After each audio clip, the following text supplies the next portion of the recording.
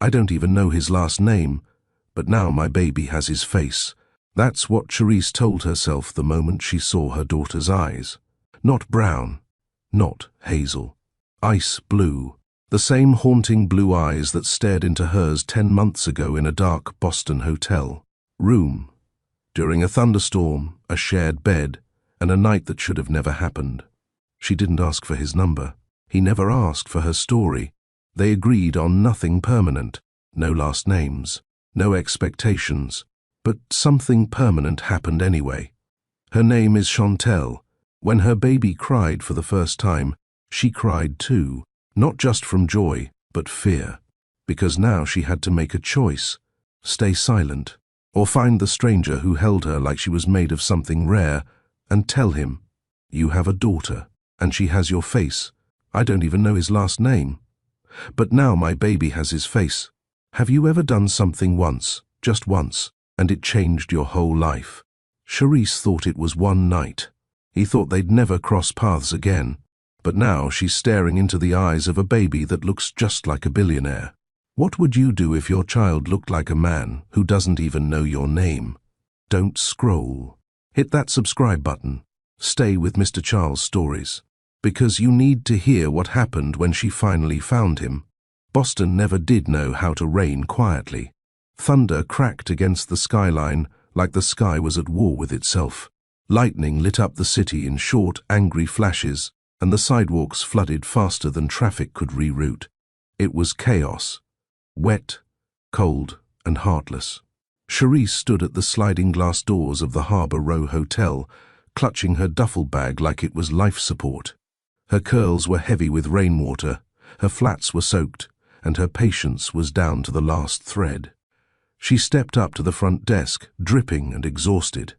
"I have a reservation," she said, voice low and tired. The young woman at the desk tapped at her keyboard. Her expression softened with each click. "I'm really sorry, ma'am. It looks like we've run out of single rooms." Charisse's jaw tensed. "But I have a confirmation. You charged my card. It's right here."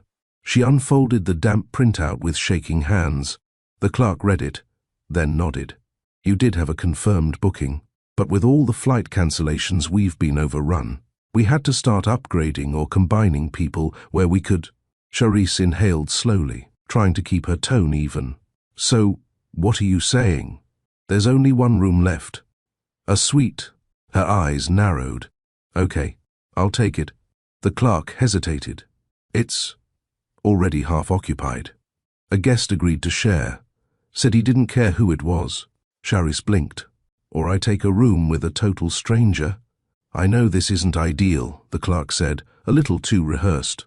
"But all the hotels in the area are sold out. We can refund you." "I don't need a refund," Charisse snapped, cutting her off. "I need a warm room and dry socks." The clerk typed something fast and handed her a keycard.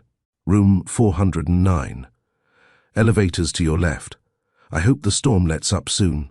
Charisse didn't answer. She was already walking. The hallway was quiet, carpet squishy from tracked-in water. When she reached the 4th floor, she paused outside the door. Room 409. Her stomach flipped. She hadn't shared a room with a man in nearly 2 years. Not since him. And certainly not with a stranger. But tonight, she was too tired to be anxious. Her fingers trembled slightly as she swiped the keycard. The door clicked open. Warm light spilled from inside. And there he was. He stood near the minibar, in grey joggers, and a black t-shirt that hugged his broad chest like it had been tailored to him. His hair was dark, messy but sharp. A neatly groomed beard framed his strong jawline. And those eyes, blue like a winter morning, locked onto hers. He blinked, surprised. "I'm Dwayne," he said simply, voice low and calm. "Charisse." She stepped in cautiously, trying not to stare. The room smelled like cedarwood and something clean, expensive cologne that didn't scream, just whispered. "I assume they told you," he asked, raising one brow, "that I'd be sleeping beside a man I don't know." She dropped her bag near the couch. "Yeah. Real fairy tale stuff." Dwayne chuckled under his breath. "You can take the bed. I'll take the couch. Charisse paused. We'll split it. I'm not the damsel type. His lips curved slightly. Fine. I don't snore. I don't talk in my sleep. They shared a tired, uneasy laugh. She pulled off her wet jacket, revealing a clingy blouse beneath it. Dwayne looked away respectfully and grabbed a bottled water from the minibar. He held it out. Truce? Charisse took it. Their fingers brushed. Neither said anything. 10 minutes later, she emerged from the bathroom in a white hotel robe, her curls tied up and her skin slightly flushed from the hot shower. Dwayne had taken off his shirt and was lying on the far side of the bed, scrolling through his phone. She tried not to look, but his build was hard to ignore. Lean, muscular, the kind of body that said, I don't have time for gyms, but I make time anyway. She slipped into bed, facing the opposite wall. She could feel the heat from his side of the mattress. The storm outside roared louder, rain pelting the windows like coins. I don't usually do this, she muttered into the dark. Me neither, he replied quietly. The silence settled again. Not awkward, just uncertain. Two people suspended between exhaustion and curiosity. Charisse closed her eyes, tried to sleep, but her thoughts raced. Who was this man? Why was he alone in a hotel on a night like this? He didn't carry himself like some reckless tourist. His voice had control. His eyes had shadows. There was something measured in the way he spoke, like he was always 3 thoughts ahead of what he said out loud. And why hadn't he asked a single question about her? Most men would have. He hadn't. She shifted slightly, pulling the blanket higher. Then it happened. Their hands brushed. Not a grab, not a move, just a simple graze. Charisse didn't move her hand, and neither did Dwayne. Their fingers barely touched. But the contact pulsed, warm, quiet, electric. She kept her eyes closed. But her breathing changed, slower now, unsure. Dwayne didn't speak. For a long stretch, the only sound was rain hammering the windows and the occasional distant groan of thunder. It was odd how silence between two strangers could feel less suffocating than words, especially when both were carrying things they weren't ready to name. He shifted slightly. Their fingers overlapped. Still, no words. Do storms always do this to you? Dwayne asked finally, voice low. She opened her eyes, still facing the wall. Do what? Keep you up. Make you restless. Charisse thought about it. They remind me I don't control anything. A beat passed. That's honest, he said. She turned slightly toward him. Not all the way. Just enough to catch his silhouette in the dim light from the hallway creeping under the door. What about you? She asked. Why are you awake? His chest rose with a deep breath. I guess I sleep better when someone else is breathing in the room. Charisse blinked. That wasn't the answer she expected. Like a child. More like a man who forgot how to rest around people he knows. Her brows drew together. That answer was even stranger, but she didn't push. Instead, she asked the question she'd been dancing around since she walked in. Why are you here? Dwayne's voice was calm but clipped. Work meetings. Then the storm hit. I stayed. And the room? She asked. You really told the front desk you didn't care who you shared it with. His tone shifted. If someone else was stranded and exhausted like me, I figured maybe we could both sleep. She smirked faintly. That's oddly decent. I'm not indecent. Charisse turned fully now, lying on her side, watching him. The blue in his eyes still shimmered, even in shadows. I didn't say you were, she whispered. Dwayne looked at her, fully, and the space between them grew smaller. Charisse, he said, like he was testing the name in his mouth. You don't seem like someone who shares hotel rooms with strangers. She chuckled under her breath. I'm not. I like plans. I like knowing where I'm sleeping, who's beside me, what time I'm leaving. Today, all of that got washed down the storm drain. Dwayne didn't smile, but something in his face softened. Sometimes the things we don't plan for show us who we are. She met his eyes. And do you think I am?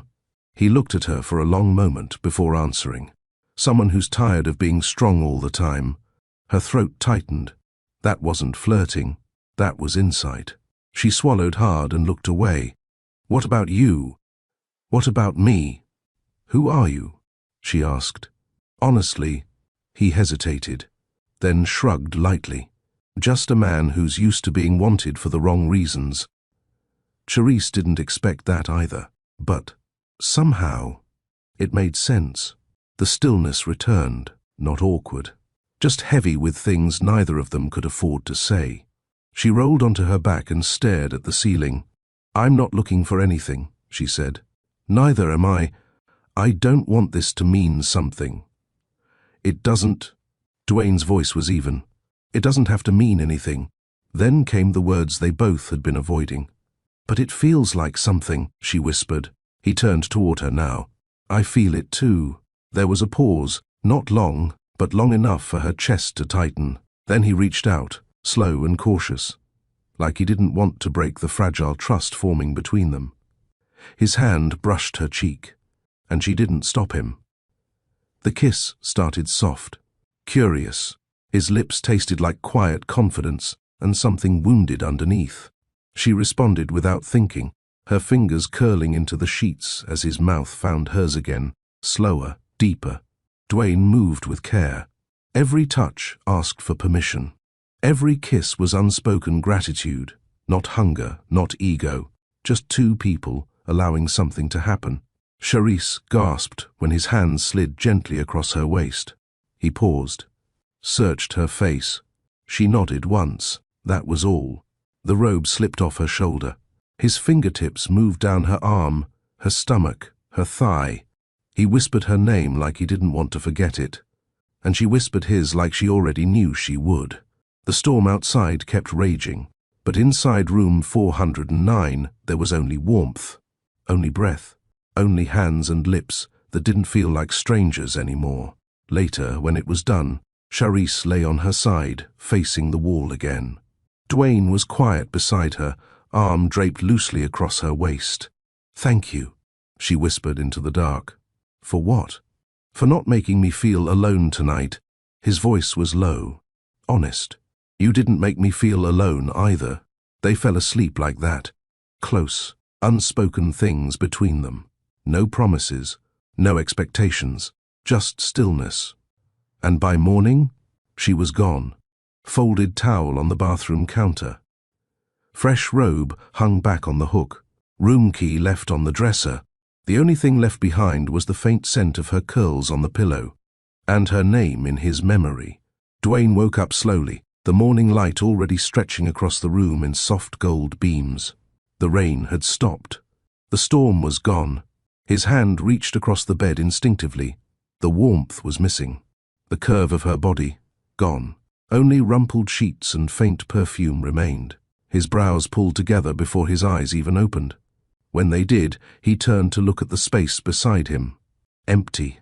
Quiet. He sat up slowly, the white sheets pooling at his waist. He scanned the room. The robe was neatly folded and hung on the hook. The bathroom light was off. The door cracked open. Her bag? Gone. The only trace of her was the faint scent of lavender and coconut lingering on the pillow she used. Charisse. He stood, stretching, still shirtless, and moved toward the dresser. The second keycard he had handed her last night was there, propped up, not in a dramatic way, no folded note or lipstick kiss, just placed, like punctuation at the end of an unfinished sentence. He leaned on the dresser with both hands and stared at his reflection in the hotel mirror. The same man, same eyes, same tight line across his jaw, but something felt off. He hadn't expected her to stay. Hell, they never talked about what the next morning would even be, but somehow, he thought she'd say goodbye. He wasn't sure if it stung because she left, or because she left first. He took a long, hot shower, got dressed slowly, slid his Rolex back on, tightened the cuffs on his black shirt. By the time he made it to the hotel lobby for checkout, his expression was back to normal, calm, unreadable. But he didn't hear much the clerk said, didn't notice much of the chatter around him, because for the first time in a long while, his mind wasn't on work or meetings or mergers. It was on her. somewhere else, 4 hours earlier. Charisse sat in the back of the rideshare, legs crossed tight, eyes red but dry. She hadn't cried in the hotel, not when she folded her robe, not when she slipped out the door barefoot with her heels dangling from one hand. But now, in the silence of someone else's car, it hit her. That night had meant something. She hated that it did. She wasn't the woman who left without explanation. She wasn't the one who made love to a stranger in a hotel suite. But last night, she needed someone to hold her without expectation, to touch her without taking, to hear her without asking questions. And Dwayne, whoever he was, had done that. Completely, fully, gently. The way he kissed her made her forget that she'd spent the last year trying to trust men again. The way he held her afterward, like she wasn't a mistake, made her want to stay. But she didn't, because staying would have made it real, and real hurt more. She stared out the window as the Boston streets rolled by, the early sunrise barely warming the sidewalks. She wasn't even sure where she was going yet. She'd figure it out when she got to the airport. No itinerary, no answers, just space, and a memory she wouldn't let herself hold on to. Back in the hotel lobby, Dwayne stood near the window, his car waiting outside. Gareth had texted twice already. Meetings were set to start in 4 hours. He slipped his phone into his pocket and gave the city one more glance. He never even asked her last name, just Charisse. And she never asked for his. It had been a night without identities, without resumes, without reputations, and somehow that was what made it feel the most human. As he climbed into the black SUV, Dwayne muttered under his breath, "Guess we were never supposed to know." But as he looked down at his hand, the one that had rested on her back all night, he realized something. He already knew enough. 2 weeks after Boston, Charisse stood barefoot in her bathroom in Chicago, staring at the white tiles beneath her feet. The pregnancy test sat on the sink. It was face down. She hadn't flipped it over yet. Her period was only a little late. She'd been under stress. Travel, a conference, the storm. Anything could throw her cycle off, right? Still, her hands trembled as she stood there in silence, the morning sun creeping through the cracked window. It had been almost 15 minutes. She'd read the instructions 3 times, even though she already knew how it worked. Her palms were sweaty. She counted backward from 10.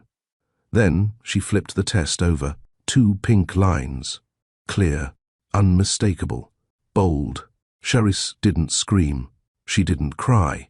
She just stood still, like her body had turned to glass. A baby. Dwayne's baby. From a night she'd convinced herself she'd already packed away. Now it was back, in her bloodstream, in her body, in her future. She sank to the floor, knees to chest, arms hugging herself. For an hour, she didn't move. Later that afternoon, Raina banged on her apartment door. "Charisse, I know you're in there. Open up. You missed brunch, and I never get stood up for bottomless mimosas." Charisse pulled the door open halfway, eyes puffy and shirt wrinkled. Raina stopped short. "Damn, who died?" Charisse didn't answer. She just turned, walked to the counter, and slid the pregnancy test across it like it was a receipt she couldn't return. Raina walked slowly toward it, glanced down, then looked back at her. Silence. Then, "Is it who I think it is?" Charisse nodded once. "The Boston guy." Another nod. "Girl, you don't even know this man's last name." Charisse whispered, "Latimer." Raina blinked. Wait. Latimer like Dwayne. Latimer." Charisse looked up. "I Googled him. After I found out," Raina's mouth hung open. "Oh my God. You had a whole nightstand with a billionaire and dipped before checkout. It wasn't like that. Wasn't like..." Charisse sat down on the couch, pulling a throw blanket over her legs. "It wasn't just sex. It was peaceful. I didn't ask for anything. He didn't either. I wasn't thinking about who he was. I just needed to feel safe. And he gave me that." Raina sat down beside her. "And now you're carrying a Latimer legacy in your womb." Please don't say it like that. I mean, girl, that's not exactly pocket change. That baby got generational wealth in her fingernails already. Charisse didn't smile. Raina softened. Okay, real talk. What are you going to do? Charisse swallowed hard. I'm going to keep it. Raina nodded slowly. All right. Why? Because I feel like this child already exists. Like she's already real. You said she... Charisse let out a small, broken laugh. I know it's a girl. Raina leaned back. Okay. Then we do this. We? You think I'm letting you do this alone? Raina stood and grabbed her purse. I'm calling my cousin who works at Southside Women's Clinic. We're booking a checkup. We'll figure out the rest later. Charisse watched her go, heart pounding. She had no idea how she was going to afford diapers, rent, and whatever medical bills weren't covered. But somehow, in the middle of all the fear, one thing was clear. She wasn't going to pretend that night never happened anymore. Because it had happened, and it left her with something real. The room smelled like antiseptic and warm printer paper. Charisse lay back on the padded exam bed, fingers gripping the sides. The paper crinkled beneath her as the cold gel hit her lower belly. Nurse Myla smiled gently. You ready? Charisse nodded, lips pressed tight. She didn't know what to expect. She hadn't wanted to read anything online. She didn't even want to Google how many weeks she was. She wanted the truth from a heartbeat, not a search engine. The screen blinked, blurred, shifted. Then, suddenly the shape appeared. Small, curved, floating. Her baby. Her eyes filled instantly. Nurse Myla angled the screen. There she is. Charisse's voice cracked. You said she... The nurse smiled. Too early to tell for sure. But something about her makes me think she's already got a strong personality. Charisse let out a tearful laugh. Heartbeat strong. Growth's right on track. You're doing great. But Charisse couldn't hear anything else. All the fear, all the loneliness, all the what-ifs faded as that rhythmic thump-thump-thump filled the room. She wasn't alone. Not anymore. Later that evening, she sat at her dining table, staring at a blank notepad. Raina had texted 3 times that day, her tone louder with every message. You need to tell him. Charisse, you don't get to make that decision alone. He has a right to know, even if he's a billionaire. Charisse chewed on her pen cap. It wasn't that she disagreed. It was that she didn't know how to say it. How do you tell a man you haven't seen in months, a man you left without a word, that he left something behind inside you? She started writing. Dwayne, this probably isn't the message you ever expected. You might not even remember me clearly. She scratched that out. We shared a room during the Boston storm. I left early, but I didn't forget you, not even for a day, because I'm carrying something that belongs to both of us. Another pause. Her hand trembled. She pressed her fingers to her stomach. She tried again. I'm not asking for anything. I'm not chasing money or a last name. I just think you deserve to know that your daughter exists. She's healthy, strong, and when she kicks, I swear it feels like she already knows she came from a night that meant something. Charisse stared at the page, then folded it, not into an envelope, into quarters. She placed it in her jewelry box, beneath a pair of earrings she hadn't worn since that night. It wasn't time yet. She spent the next week waking up to soft kicks and staring at Google searches. Dwayne Latimer, interview. Where does Dwayne Latimer live? Latimer Ventures CEO, wife, kids, how to contact a CEO without PR, gatekeeping. All of it led nowhere. She watched one blurry interview clip of him on stage at a tech conference. Same voice, same eyes, different world. One she wasn't sure she belonged in. At the end of the week, she had a new OB/GYN appointment scheduled and a new commitment to herself. She would raise her daughter with or without his name, but she wasn't going to hide her forever. The Chicago sky was gray that morning, the kind of gray that settled in deep and stayed for days. Charisse stood at the window, one hand cradling the underside of her belly, the other gripping a lukewarm mug of peppermint tea.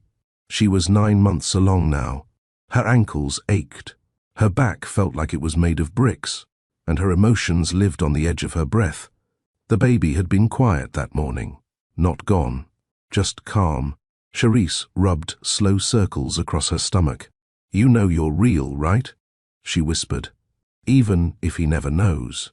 The baby kicked gently in reply. Her hospital bag had been packed for 2 weeks. Every night she double-checked it. Every morning she repacked it. It gave her a sense of control she hadn't felt in months. That afternoon she walked 2 blocks for a cup of decaf, ignoring the stares. Chicago people were blunt and unfiltered. She heard a woman mutter, "Shouldn't she be on bed rest or something?" Charisse just smiled. Pregnancy had thickened her skin. She had to protect something more precious now. The pain came later that night, sharp, low, unrelenting. She was brushing her teeth when it hit. The toothbrush slipped from her hand and clattered in the sink. Then came the second wave, stronger, deeper. She grabbed her phone, hands shaking. "Pick up." "Come on." Raina answered on the 3rd ring. "Are you okay?" I think it's time." "You breathing heavy?" "Yes." "Okay. Stay where you are. I'm getting my shoes." 20 minutes later, Raina was at her door. She helped Charisse into the car with a towel over the seat and a playlist softly playing in the background. "Girl, if your water breaks in my back seat, you're detailing it." Charisse let out a painful laugh. "Just drive." At the hospital, everything blurred. IVs, paperwork, nurses with calm voices and too many gloves. The room was cold and loud and filled with machines Charisse didn't understand. She didn't want to see the monitors, didn't want to hear numbers or terms. She just wanted to hold her baby. Raina held her hand the entire time. "You're okay. You're doing it. You're already doing it." Charisse screamed when the contraction hit hard. "I swear," she gasped. "If this baby has his smart mouth, I'm mailing her to her father's mansion." "You don't even know if she's got his face," Raina laughed, trying to distract her. Charisse bit back tears. "I know." At 3:06 p.m., the crying started. Loud, strong, unmistakably alive. Nurse Myla smiled. "She's got lungs." They placed her on Charisse's chest, warm, slippery, squirming. Charisse broke. Tears fell down both sides of her face as she stared at her daughter for the first time. Curls already forming, skin golden, tiny fingers curling against her chest. And then the baby opened her eyes. Raina leaned in, then pulled back slowly. Her voice dropped. "Charisse." Charisse didn't answer. She was too busy holding the moment still. Those blue eyes, not grey, not hazel, not newborn slate. Blue, undeniably his. Later, after everyone left the room, Charisse sat upright in bed, cradling her newborn with both arms. The rain had returned outside, tapping softly against the hospital window. She looked down at her daughter. "You're real," she whispered. "And you look like a man who doesn't even know you exist." The baby yawned. Charisse kissed her forehead.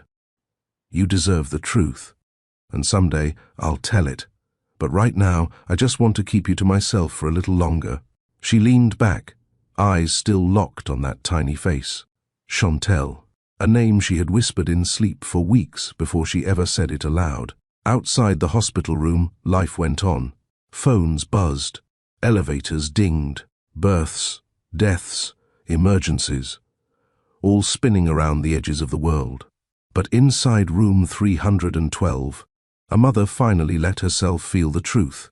Not guilt, not fear, just love, pure and full, and absolutely impossible to hide forever. 10 months later, Manhattan looked exactly the way Dwayne preferred it, sharp, cold, predictable. His days moved on a schedule that didn't tolerate delay. He didn't do birthdays. He didn't do press. He didn't do mess. He liked power that whispered instead of shouted, silent boardrooms, legal teams that moved faster than news outlets, buildings named after people who had been dead long enough to be respected. That was Dwayne Latimer's world, and for the most part, it suited him just fine. The gala was being hosted at the Latimer Foundation's new West Village campus, A $30 million renovation he approved and funded without blinking. That night, the space buzzed with expensive fabric, glassware, and practiced smiles. Dwayne didn't like galas, but he always showed face. Gareth, his assistant, was waiting at the private entrance with his tablet and a drink already prepared. "Everything's smooth," Gareth said. "Press is limited, guest list is curated, and you're scheduled to give your speech at 8:35. Dwayne took the drink. "How long do I have to be here before I can ghost?" 45 minutes minimum. If you leave before dessert, the press writes a story. If you leave after dessert, the donors feel ignored.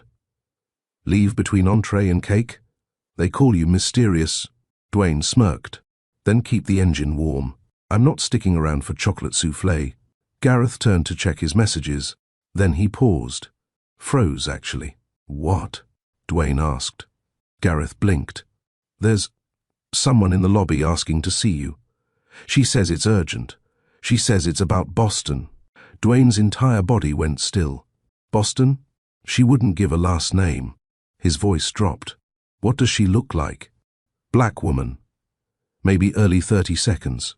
Natural curls, brown skin, holding a baby. Dwayne didn't breathe for a full second. What color are the baby's eyes? Gareth hesitated. Blue. The next moment, Dwayne was walking. Fast. Through the hallway. Past security. Toward the lobby where donors weren't allowed, but staff had already been instructed to hold her in place. He could hear the sounds of cutlery clinking behind him. Laughter. Live music. But it all faded when he reached the corner of the room and saw her, Charisse, standing in a black coat, rocking a small baby wrapped in a blanket. She looked exactly the same, only heavier in the eyes, stronger, still beautiful. Dwayne stopped walking. She turned, like she felt him arrive before she saw him. And when their eyes met, everything stopped. He stared at her, then slowly looked down. The baby blinked up at him, blue eyes, his exact shade, and a nose he couldn't deny, his throat locked up. Charisse's voice cracked. I didn't come for money. He took a breath. But you came. I came because you deserve to know. His eyes flickered. Is she? Charisse nodded, tears rising. Yes. He didn't speak, didn't blink, just stared at the child. Her name is Chantel, Charisse whispered. She's 10 months old. And she's yours. Dwayne stood in silence. The lobby buzzed faintly behind them, but he couldn't hear it anymore. His eyes stayed locked on the child in Charisse's arms, soft curls, chubby cheeks, and those unmistakable blue eyes. His voice came out quiet, almost unreal. She's mine. Charisse swallowed. Yes. He nodded once, slowly, then looked away. The tension in his jaw was immediate, controlled, but undeniable. Without a word, he turned and started walking. Charisse flinched. You're walking away? No, he said over his shoulder. I'm finding us a room where $50 million donors can't eavesdrop. She followed. The conference room was sleek and empty, glass walls, a long marble table, soft lighting. Dwayne shut the door behind her and motioned for her to sit. Charisse placed Chantel's carrier on a chair, gently rocking it with one hand as she took a deep breath. Dwayne stood across from her. Still, focused. He finally spoke. You left. No note, no phone number, nothing. I know. You disappeared. I was scared. He blinked. Of me? No, she said. Of everything. What it might mean, what it might cost. Dwayne leaned forward, palms flat on the table. You thought I'd hurt you? No, she said again, firmer. I thought you'd try to take her, and you'd have the power to do it. The silence was instant, sharp. Dwayne straightened. Do you think I'm that man? I didn't know what kind of man you were, she admitted, voice shaking. That night wasn't about names or facts or bank accounts. I didn't know you were Dwayne Latimer. I just knew you made me feel safe. For the first time in a long time, his eyes softened for a flicker of a second. Then you left. And you didn't stop me. He looked away. Fair. Charisse glanced at her daughter, who had dozed off in her carrier. I didn't come to ruin your life, she said softly. Dwayne's voice was low. You couldn't. I don't want anything from you. He stepped closer. But what if I want something? She looked up. His face had shifted. No longer cold. Not angry, but not soft either. Do you think I can ignore this? Forget I saw her. I don't know what you'll do, she whispered. You live in a world with lawyers, PR teams, contracts. I'm a woman who left with a carry-on and a secret. I didn't even know how to find you until she looked up at me one day and I saw you. Dwayne's throat moved. I've never seen myself in anyone before, he admitted. Now it was her turn to go still. They stood in silence again. No one moved. The air between them thickened. You should have told me sooner, he said finally. Charisse nodded. You're right. I lost 10 months. I lost 10 years before I ever found myself again. Dwayne's eyes held hers, and for the first time since that night in Boston, neither of them ran. Dwayne stood still, his frame tense but composed. Charisse had gone quiet. She adjusted Chantel's blanket, then ran her thumb gently along the curve of her daughter's cheek. He watched her fingers, the way she handled the baby, steady, delicate, completely in tune. He wanted to say something thoughtful, but all that came out was, "Can I hold her?" Charisse froze. It was only 3 words, but they knocked the wind out of her. She didn't answer right away. Dwayne noticed her shoulders stiffen. Her fingers curled tighter around the carrier's handle. I won't hurt her, he said quietly. That's not why I hesitated. Then why? Charisse turned, eyes guarded. Because once you hold her, you won't be a stranger anymore. Dwayne didn't speak. He just looked at the child. Her little fingers twitched in sleep. Her blue eyes, his eyes, were closed now, framed by soft lashes. She was real, and she belonged to him, whether he'd planned it or not. I want to know her, he said. Charisse slowly unbuckled the safety strap and lifted Chantel out of the carrier. She stood there a moment, her daughter pressed against her chest, not moving. Dwayne held out his arms, firm, steady, palms open. Charisse's hands trembled as she passed Chantel over. Not because she doubted his ability to hold a baby, but because she knew what happened to her heart the last time she let this man hold her. Chantel stirred in his arms, adjusting her tiny head against his chest. Dwayne froze. For a man who'd given keynote speeches at the United Nations and negotiated billion-dollar acquisitions, without blinking, his body looked like it didn't know what to do with something so small. But then, slowly, he adjusted his hold, cradled her head, curved his arm under her, held her close, and exhaled, long, deep, unfiltered. Charisse sat in the nearest chair, watching them both. You ever held a baby before? She asked. Dwayne nodded without looking up. My cousin's son, years ago. Well, you're doing all right. He glanced at her. I wasn't sure she'd let me. Babies don't fake comfort. She knows who you are. That line hung in the air. He looked down at Chantel again, then ran a single fingertip across the back of her tiny hand. She grabbed it. His breath hitched. 10 months, he whispered. Charisse saw it, the grief hiding behind his stillness. She's healthy, she said. Strong. Curious. She doesn't like loud noises. She has a different cry when she's hungry versus when she just wants to be held. And when she hears music, her left foot always taps first. Dwayne chuckled, barely. You know her. Of course I do. He looked up at her. I want to. There it was. The sentence that changed everything. Not I deserve to, not I demand to, just I want to. Chantel stirred again and let out a soft sound, not a cry, but a murmur of comfort. Dwayne's hand rose and lightly patted her back the way he'd seen Charisse do it. Charisse folded her arms across her chest, unsure of what this meant. Did she want him involved? Did she want him around? Would he try to take over, control the narrative, offer money? No, not him, not yet. Dwayne didn't move like a man trying to own something. He moved like a man trying to feel worthy of something he'd missed. "She has your mouth," he murmured. "And your eyes." He looked at Charis again, longer this time. "You named her Chantel?" She nodded. "It's beautiful. Thank you. Middle name?"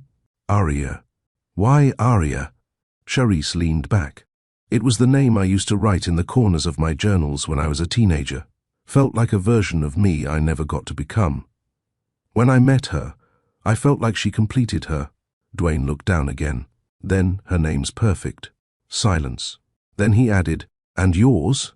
Charis blinked. "My name? I never asked. That night, I didn't even ask your full name." Her voice cracked slightly. "Charis Elamon." He repeated it softly. "Charis." She tried not to feel what she felt when he said it. But it was there, the pull, the memory, the unfinished connection. He glanced at his watch. "I have to speak in 20 minutes. Charis stood, reaching for Chantel slowly. Dwayne hesitated before handing her back. It felt like giving away something he didn't even realize he'd been missing.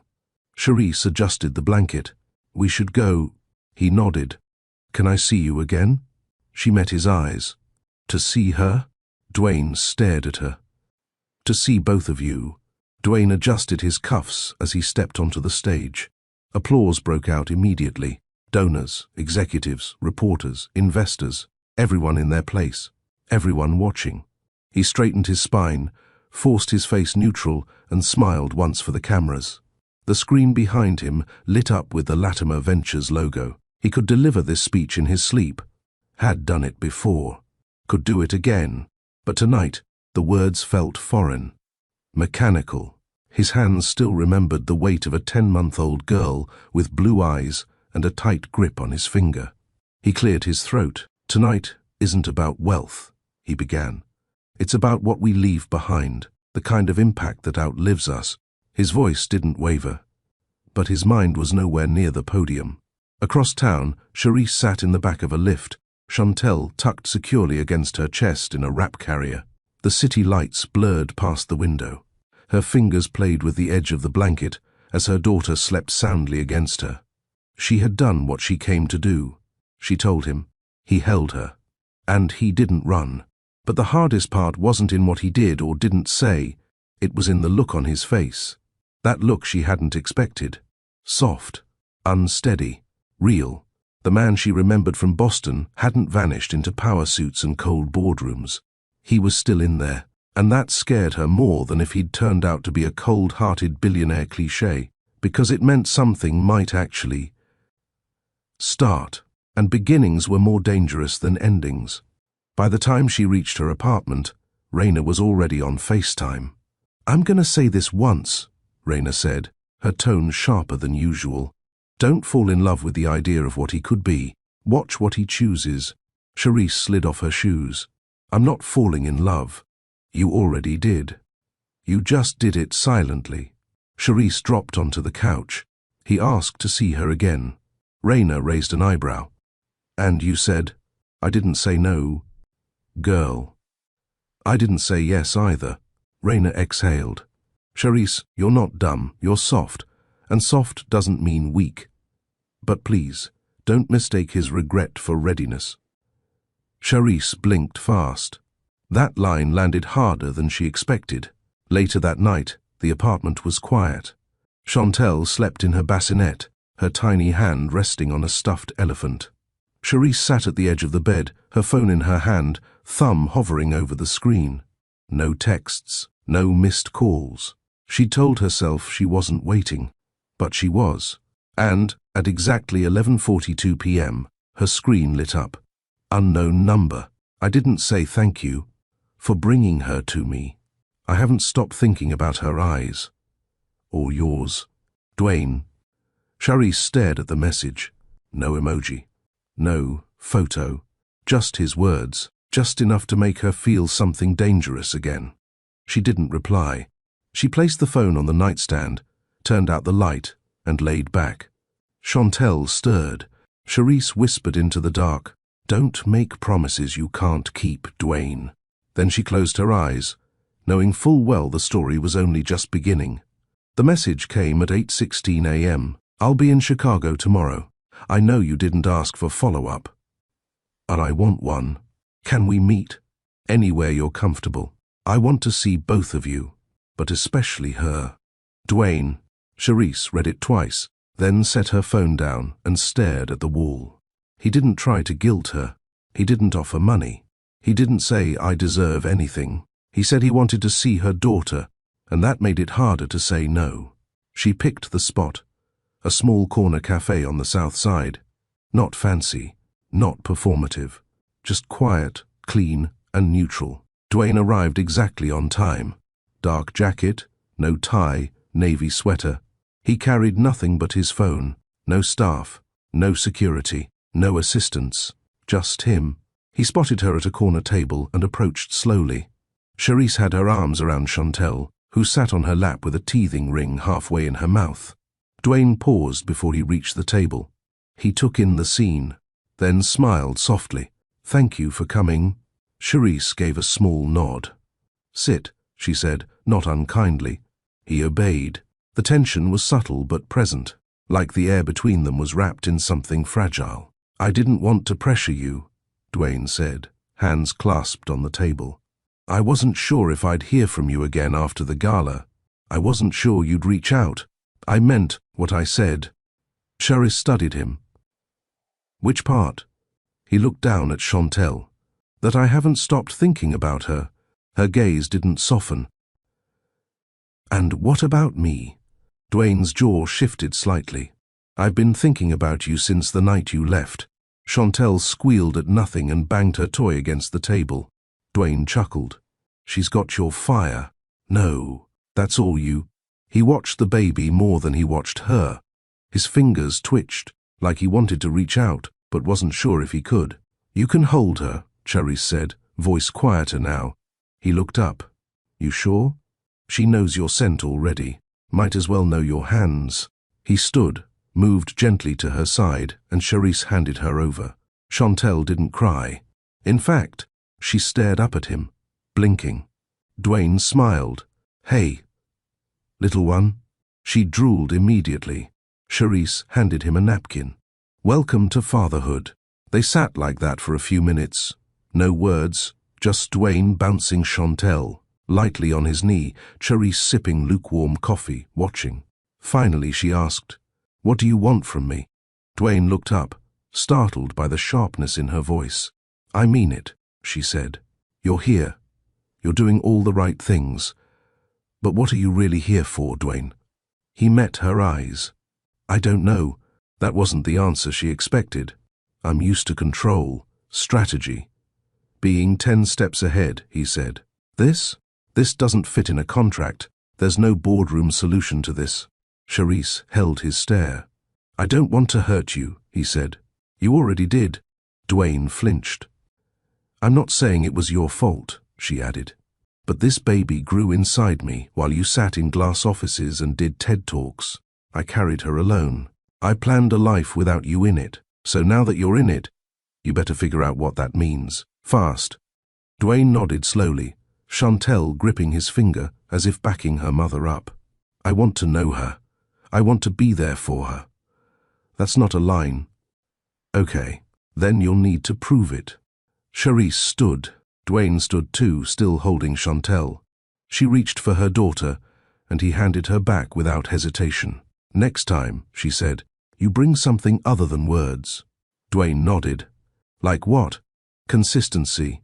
Then she turned and left, leaving behind the echo of a challenge he couldn't ignore. The next morning, Dwayne didn't send a text. He showed up. Charisse opened the door, and there he was, holding a baby bag, 2 coffees, and a pack of wipes under his arm. "You serious?" she asked, eyes narrowed. "I told you I was learning." "Dwayne, this isn't a class. This is a life." He nodded and handed her one of the coffees. Oat milk, 2 pumps of vanilla. No sugar. She squinted. "How'd you remember that?" "You said it once. At the hotel. I was paying attention." Charisse blinked, then stepped aside. For the next 4 days, he kept showing up. Not in a flashy car, Not in a suit. Just him, dressed down, eyes tired, hands steady. He brought diapers that fit, wipes that didn't irritate, bottles that worked. He learned fast. He watched how Charisse warmed the milk, how she rubbed Chantel's back, how she talked softly when the baby fought naps. And he copied it, not like a man trying to impress, but like a man trying not to fail. Charisse didn't make it easy. She didn't rush to hand over parenting decisions. She watched him, arms crossed, eyebrow raised, always expecting the moment he'd prove her doubts right. But it didn't come. On Friday, Dwayne picked up Chantel with one arm and said, "Can I show her something?" Charisse hesitated. "Where?" "My building's roof. It's quiet. No press. Just the skyline. I used to go there to breathe." She looked him over. "No driver?" "No." "No photographers waiting outside?" "No." She stared a moment longer, then nodded once. "Fine. 30 minutes. If you mess up her nap window, I will riot." The rooftop was serene, glass railings, a rooftop garden, and a view of the Chicago skyline so crisp it looked unreal. Dwayne sat on a bench, Chantel in his arms, a baby hat covering her curls. "This is where I come when I need to remember I'm small," he said. Charisse raised an eyebrow. "You seem like someone who hates feeling small." He chuckled. "I don't like people making me feel small. But the city, the sky, I respect that kind of small." She didn't reply. Instead, she sat on the edge of the opposite bench, arms resting on her thighs, watching him hold their daughter like she was made of air and gold. "Where'd you learn that?" she asked quietly. He glanced at her. The bounce, the head support. He didn't flinch when she spit up earlier. Dwayne looked away. Trial, error, and a YouTube rabbit hole last night titled "First-Time Dads Who Don't Want to Suck." Charisse laughed, the first real one he'd heard from her in 10 months. He smiled, slow and stunned. "I remember that laugh," he said. She stopped. The air shifted. "Don't," she warned. "I'm just saying." "Yeah, well, saying things got us into this. Doing things is what gets you kept." He nodded. Noted. That night, he lay in bed at his hotel, lights off, Chantel's baby scent still faintly clinging to his shirt. He stared at the ceiling. Flashes of her face, her cheeks, her eyes, burned in his mind. But they weren't just hers. They were his. Flashback. Dwayne, age 9. The room was large and cold. Mahogany desk, tall bookshelves, and a man, his father, sitting behind it, flipping through documents. Dwayne stood at the edge of the rug, holding a crumpled piece of construction paper. He cleared his throat. His father didn't look up. "Sir?" Dwayne said. Still no response. "I drew something." "For you." He placed the paper on the desk, gently. A blue crayon sketch of a skyscraper with clouds behind it. In the bottom corner, 2 stick figures, one tall, one small. His father finally looked up, blinked at the drawing, then slid it aside without a word. Dwayne stood there, stomach tight. The silence filled every corner of the room. "Go wash up for dinner," his father said. Nothing else. Just that. Back in the hotel, Dwayne blinked hard and ran a hand over his face. He whispered, "She will never feel that." The air smelled like grass and grilled food. Washington Park was alive that Saturday. Music from someone's speaker, a toddler crying over a dropped popsicle, dogs barking in the distance. A local artist was sketching caricatures under a shaded umbrella, and joggers looped the walking path like clockwork. Charisse sat on a bench in leggings and a denim jacket, one arm resting on the stroller beside her. Dwayne arrived 5 minutes early, holding a small paper bag. She raised a brow. He sat, teething biscuits.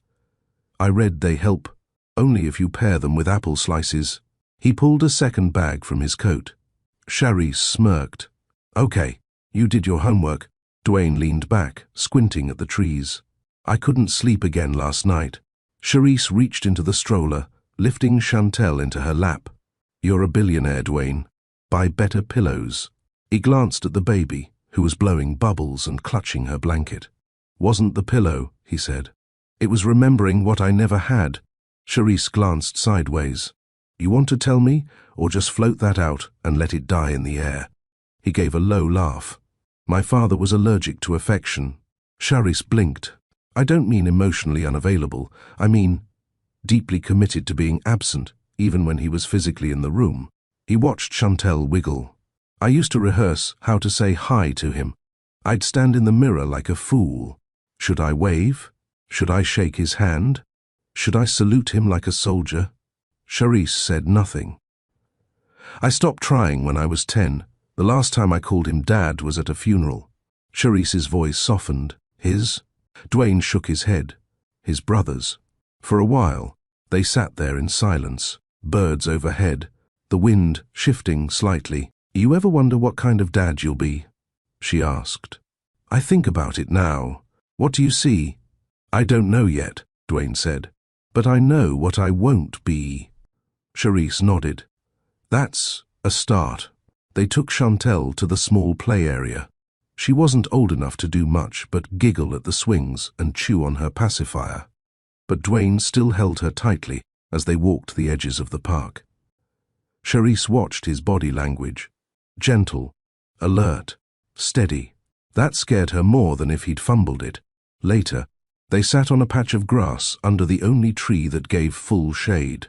Dwayne lay back with Chantel resting on his chest, the baby's hand curled around his thumb. Charisse sat upright, picking at blades of grass. She's starting to love you, she said. I want to earn that. You can't buy it. I'm not trying to. She turned toward him.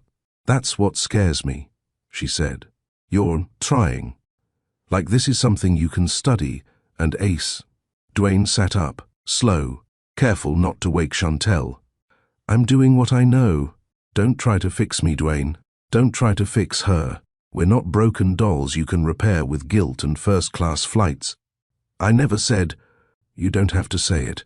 I see it. You show up with baby books and brand new carriers and thoughtful texts, and it's all nice. But nice is easy for people like you. Dwayne's expression didn't change. What's not easy? Staying when the shine wears off. Chantel stirred. Charisse reached for her. Dwayne didn't let go right away. I'm not going anywhere, he said. Charisse looked him in the eye. Don't promise what you haven't proven. Dwayne finally handed the baby over. They packed up slowly. The park was quieter now. Shadows longer. Dwayne walked them to the car and opened the back door for the car seat. Charisse buckled Chantel in without a word. Before she got in, he touched her elbow. I'm not trying to fix you, he said again.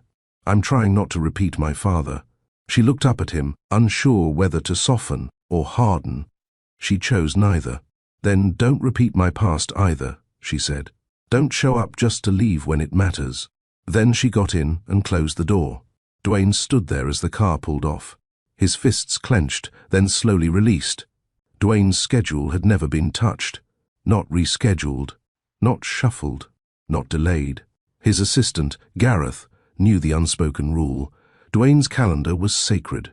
It ran tighter than Swiss trains and cleaner than corporate PR. Until today, Dwayne stood in front of the floor-to-ceiling window of his Manhattan penthouse, phone in hand. Cancel the Zurich call, he said. Gareth's voice on speaker cracked slightly. Sir, that's a 7-figure contract waiting on your signature. You've been planning this call for 3 weeks. I said, cancel it. A pause. I'll inform them. Dwayne ended the call without further explanation. Charisse wasn't expecting him that afternoon. She opened the door in a loose black tee, sweatpants and socks. Her curls were up. No makeup. Baby cereal on her forearm. Dwayne stood in the doorway with a stuffed rabbit and a fresh pack of organic diapers. She raised one eyebrow. You missed a meeting for this? He walked in without answering and set the items on the couch. Dwayne, she said more firmly. He turned. I'm here to see my daughter. You have a global company to run. She's not a conference. I can't call in later. Charisse stood in the middle of the living room, unsure how to respond.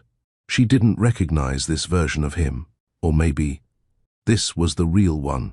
And the one from Boston, the charming man with the stillness and hotel robe, was just the beginning. Chantel shrieked from the baby mat and kicked her feet in rhythm. Dwayne knelt, scooped her up, and spun her gently once before settling her against his shoulder. She giggled wildly. Charisse sat down on the arm of the couch, watching, arms crossed. Guard up, but loosening. She likes the giraffe blanket, she said. Dwayne turned toward the folded laundry on the coffee table. This one? She only sleeps through the night if it's next to her. Duly noted. Charisse let herself watch. Really watch. The way Dwayne bounced without needing prompting. The way he caught the bottle mid-fall with ease. The way he didn't flinch when Chantel drooled straight into his collar. He was clumsy at first, but never careless. Hours passed quietly. They ordered lunch from a local deli and fed Chantel mashed peas and applesauce, while the news played softly in the background. Charisse brought out photo albums. Nothing curated, just raw prints in sleeves, the first sonogram, hospital bracelet, blurry napshots, milk-drunk smiles. Dwayne studied each one like they were blueprints. You printed these. I didn't want her whole life to live in a cloud drive, Charisse said. She deserves pages. He nodded. She's already grown so much, he said. Charisse swallowed. She's learning how to say new sounds. Dwayne turned to the baby. What's the first word gonna be, huh? Chantel slapped the edge of her high chair and squealed. Dwayne leaned close. Dada? Charisse rolled her eyes. She's not. Da, Chantel said clearly, fingers curled tight. Both adults froze. Da, she said again, now smiling. Dwayne blinked. Wait, was that? Charisse's breath caught in her chest. Chantel giggled. Da, da. The room went still. Dwayne reached for her, slower now, and pulled her gently into his arms. She repeated it again. Da-da, once more, like she knew. Charisse's eyes filled instantly, but she blinked it away. She's been babbling for days, but that was clear. Dwayne looked down, stunned. She knows me. She trusts you, Charisse whispered. That's not the same thing. He nodded, but the words still shook him. His daughter had chosen him, with her voice. Later, after the baby was down for her nap, Dwayne stood at the window, arms crossed. Charisse approached, still quiet. Today was a moment, he said. Charisse leaned against the doorframe. Don't just be a moment, Dwayne. He turned. What do you mean? You've had a lot of moments in your life. Public wins, headlines, donations. But those fade. He stepped closer. Be the man, she said. Not the headline, not the calendar event, not the emergency contact. The man, the one who stays. Dwayne didn't respond right away. Then quietly, I want to. Charisse nodded once. Then start tomorrow. Charisse slammed the door so hard the walls rattled. Her pulse drummed in her ears. Dwayne's face. His eyes. The fact he had the audacity to show up again after all that. She paced her living room, fists clenched. Chantel, now 8 months old, sat on the carpet with her favorite teether, babbling like the chaos didn't matter. Charisse peeked through the blinds. He was still standing there, soaked, not moving. What do you want, Dwayne? She muttered under her breath. Another photo op, or did you forget to leak something? She turned away, arms crossed. The sound of soft rain hitting her porch roof blurred into the background as old memories forced their way in. Boston, the storm, the bed they shared, his warmth, his restraint. She remembered how his hand rested beside hers and didn't pressure her to take it. He asked for permission before every touch. That night wasn't about lust. It was about not feeling so damn alone. And now, here he was, on her porch, drenched. She looked at Chantel. The baby looked up and smiled. Her blue eyes sparkled with curiosity. Charisse sighed. Why the hell did he come now? The night deepened. The storm didn't let up. Through the window, Dwayne remained still. He didn't knock again, didn't call, just stood. Raina called 3 times. Charisse ignored every one. She put Chantel to bed in the room across the hall.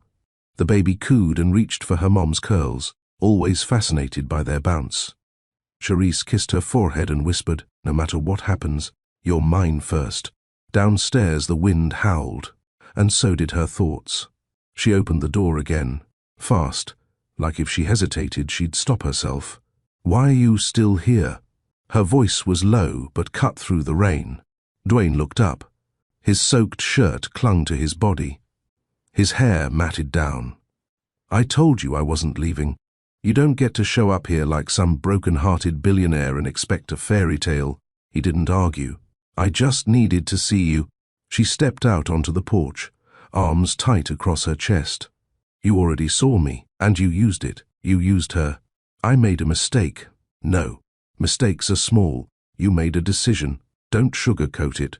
The rain ran down her cheek like tears, but they weren't. "I didn't know they were filming." "I didn't want her paraded around like a prop," Dwayne said. "But you didn't stop it," Charisse snapped. "You let them. Then you let the world judge me.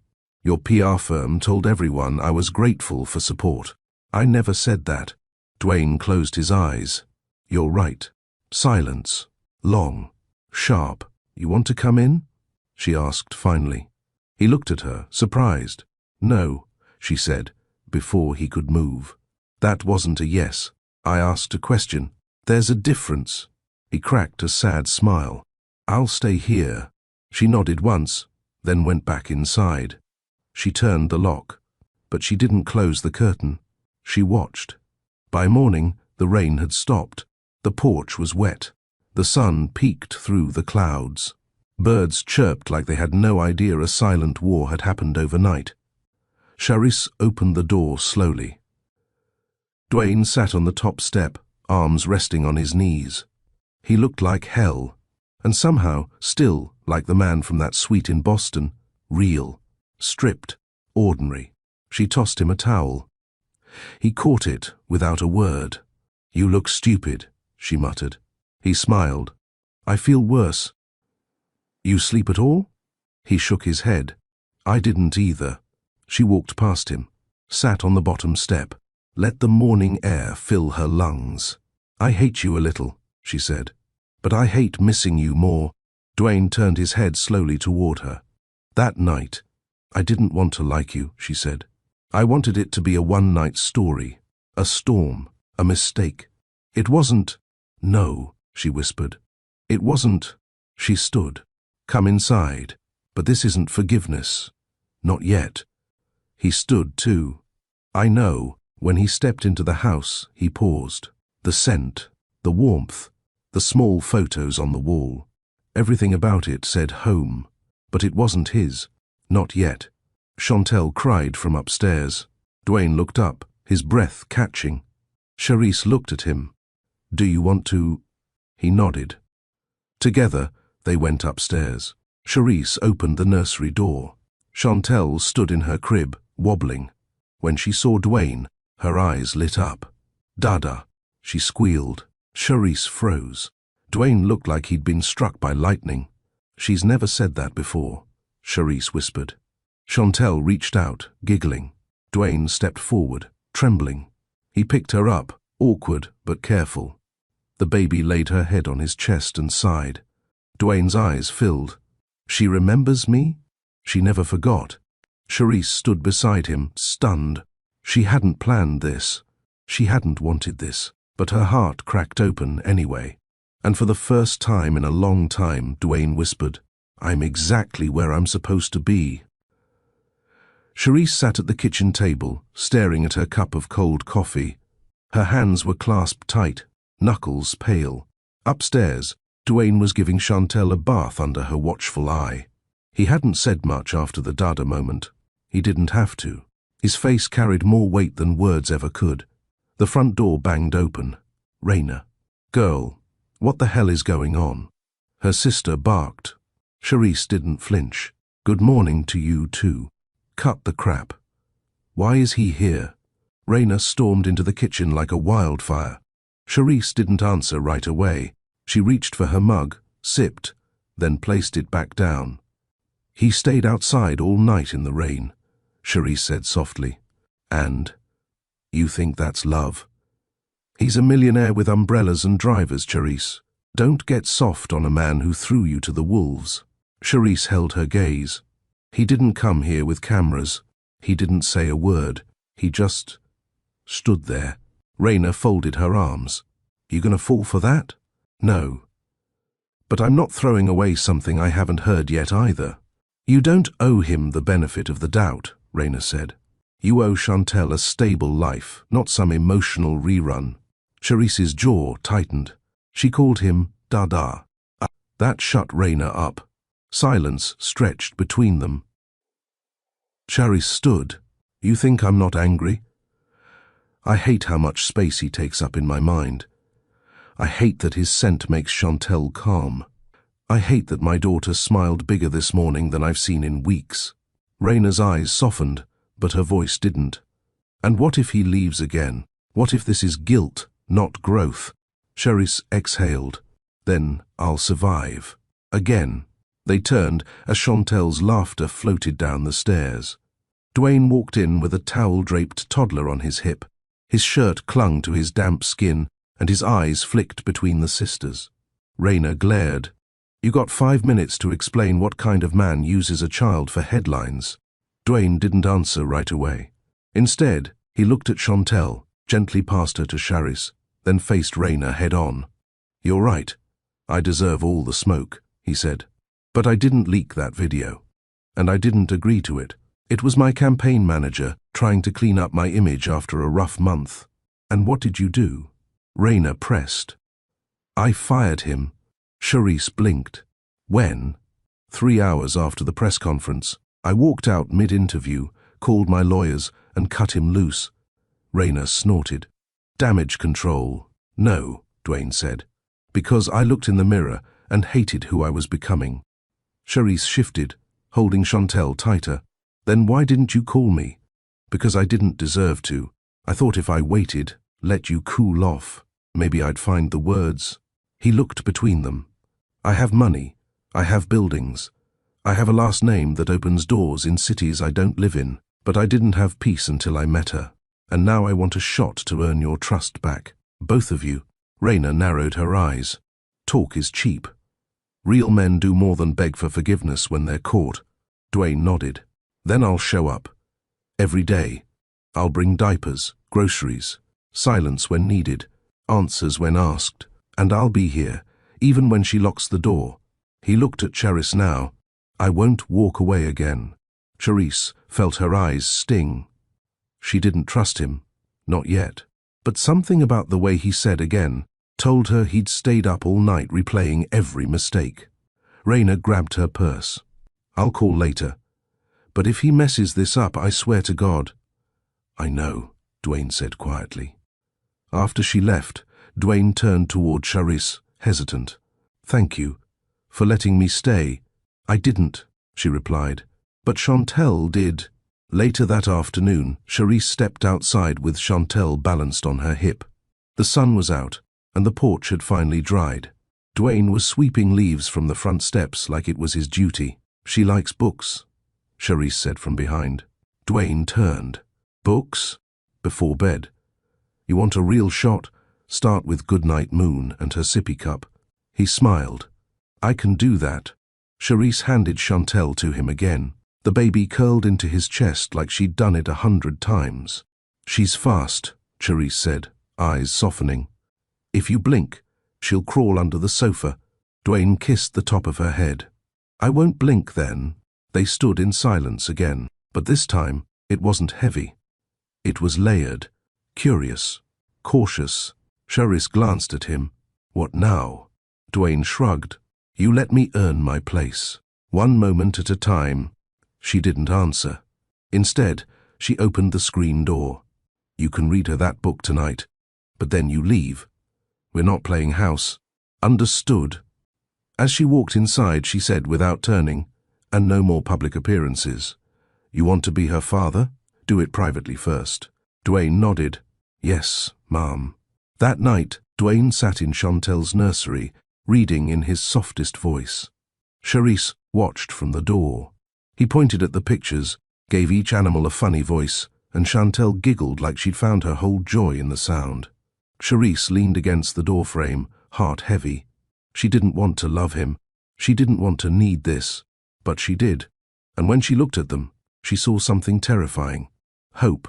Charisse hadn't planned dinner for 3. She barely cooked for 2 most nights. But when Dwayne texted from the grocery store asking what Chantel liked for snacks, she didn't stop him. Now, he stood at her stove, sleeves rolled, apron on backward, trying to figure out how to season green beans without turning them to mush. "You sure this is edible?" Charisse asked from the counter, arms crossed but amused.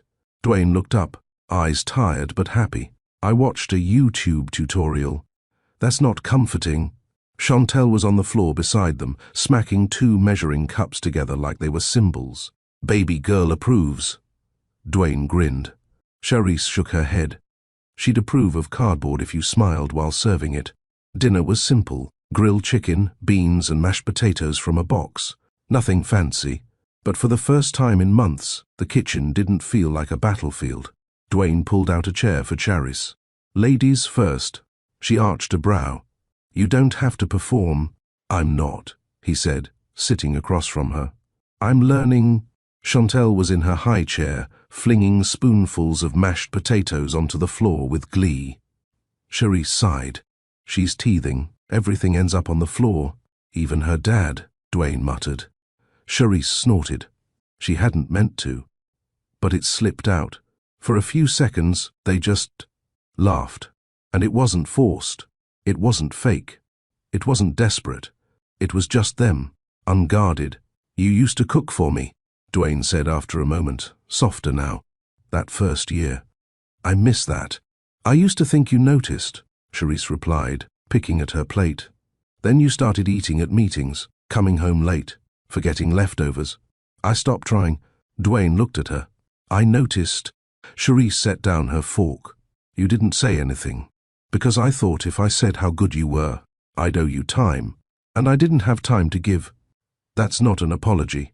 He nodded. "It's a confession. The apology is, I'm sorry I made you feel invisible." She didn't respond, but he saw it in her eyes, that crack in the wall, that moment where her chest rose slower, her lips pressed tighter. "I never stopped looking at you, Charisse," Dwayne added. "Even when I was stupid. And now I'm trying to see you the way I should have from the start." Chantel squealed mid-pudding cup, smearing it across her cheek. Charisse stood, grabbed a wipe, and cleaned her up quickly. "She doesn't understand any of this, Dwayne. She just wants someone who shows up. That's it." "I will," he promised. She turned to him, steady. "Don't say it unless you mean it." He stood. "I don't say anything I don't plan to live." The tension was back. But it wasn't sharp. It was dense, heated. Old wounds and new trust met at the center of the kitchen, where 2 people stood close enough to feel what hadn't yet been spoken. "I'll take out the trash," Dwayne finally said, breaking the moment. Charisse nodded. "It's by the back door." As he disappeared with the bag, she exhaled. He still had the power to make her body remember. Her walls weren't just emotional. They were cellular. Her hands still tingled when he brushed too close. Her lips still burned from restraint, and she hated it. But she also didn't. Later that night, Dwayne stepped onto the porch and found Charisse sitting on the swing. She was barefoot, wearing one of his old college sweatshirts, one she claimed not to remember keeping. He sat beside her. "She's asleep?" she asked. Dwayne nodded. "Out cold. I read Goodnight Moon 3 times. She likes the rhythm. It calms her." He looked over. "You taught me a lot of things I didn't pay attention to before. You weren't listening. I am now a beat past." Charisse glanced up at the sky. "When I was pregnant, I used to sit out here and talk to the moon." Dwayne smiled softly. "About what?" "Everything. How scared I was. How mad. How lonely." She paused. "I used to pray she wouldn't look like you." Dwayne's smile faded. "Ouch. Because I didn't want to love you through her." Her voice cracked. Dwayne didn't speak. "I was afraid every time I saw her eyes, I'd forgive you." "And did you?" "No," she whispered. "But I learned to separate the two. She's not my regret. She's my reason." Dwayne nodded, quietly. Then, I hated myself when I found out. Charisse turned. Found out what? About Chantel. I saw a photo. She was wearing a pink hoodie and had crumbs on her face. I felt something snap. You didn't come then. I didn't think I deserved to. She blinked, unsure how to respond. I'd been running from the truth so long, I didn't know how to walk toward it, Dwayne added. But when I saw that picture, I knew I was already too late. She didn't care, Charisse said. Dwayne looked up. She smiled when you came. She didn't hold a grudge. She didn't ask why you weren't there. She just opened her arms. He nodded slowly. She takes after you. They sat in silence again. The night breeze brushed past them. Then Dwayne reached into his pocket and pulled out something small. A charm. Silver, with her name engraved on it. I was going to give this to her when she turned 1, he said. I ordered it months before the scandal. Then I got scared, cancelled the trip. It came anyway. I kept it. Charisse held it gently. It's beautiful. I want her to wear it when she's ready. She is. He placed it in her palm. Then give it to her. When you believe I've earned the right to see her wear it. Charisse looked at him, stunned. That kind of patience wasn't performative. That was intentional. And it undid her. I'm going to bed, she said abruptly, rising to her feet. Of course. She paused at the door. You can sleep on the couch tonight. Dwayne stood. Thank you. But don't mistake this for a second chance. This is you watching your daughter grow up. I understand. Charisse walked inside, hand still clutching the charm like it weighed more than it looked. Dwayne stood on the porch for a long time after, staring at the moon she once prayed to, wondering what version of himself she had cried about, and vowing to become the man she wouldn't have to cry over again. Charisse didn't sleep right away. She told herself she was just checking on Chantel, but the truth was her chest felt too full. Not with pain, but with something she didn't trust yet. Dwayne had done nothing extraordinary. He hadn't begged. He hadn't grandstanded. He hadn't even flirted. But he stayed, and that made her nervous. She walked barefoot to the kitchen, needing water, but paused when she saw him on the couch, not snoring, not sprawled like it was his house, just lying there, hands on his chest, awake. You can't sleep? She asked. Dwayne sat up slowly, didn't want to drift off and miss something. Charisse raised an eyebrow. Like what? Like the sound of you forgiving me. Her throat tightened. You think I'm that easy? No, he said. That's why I'm still awake. She stepped further into the room. Do you miss her? Your ex? Dwayne's face didn't flinch. No, not even a little. I miss who I pretended to be when I was with her. I miss how it felt to be needed, even if it was fake. But her? No.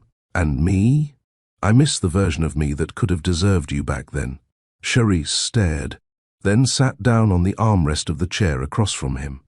I'm tired, Dwayne. I don't have the energy to be lied to. I know. She lowered her gaze. You broke me. I broke myself first, he said quietly. And I ruined us along the way. Her eyes lifted. Why now?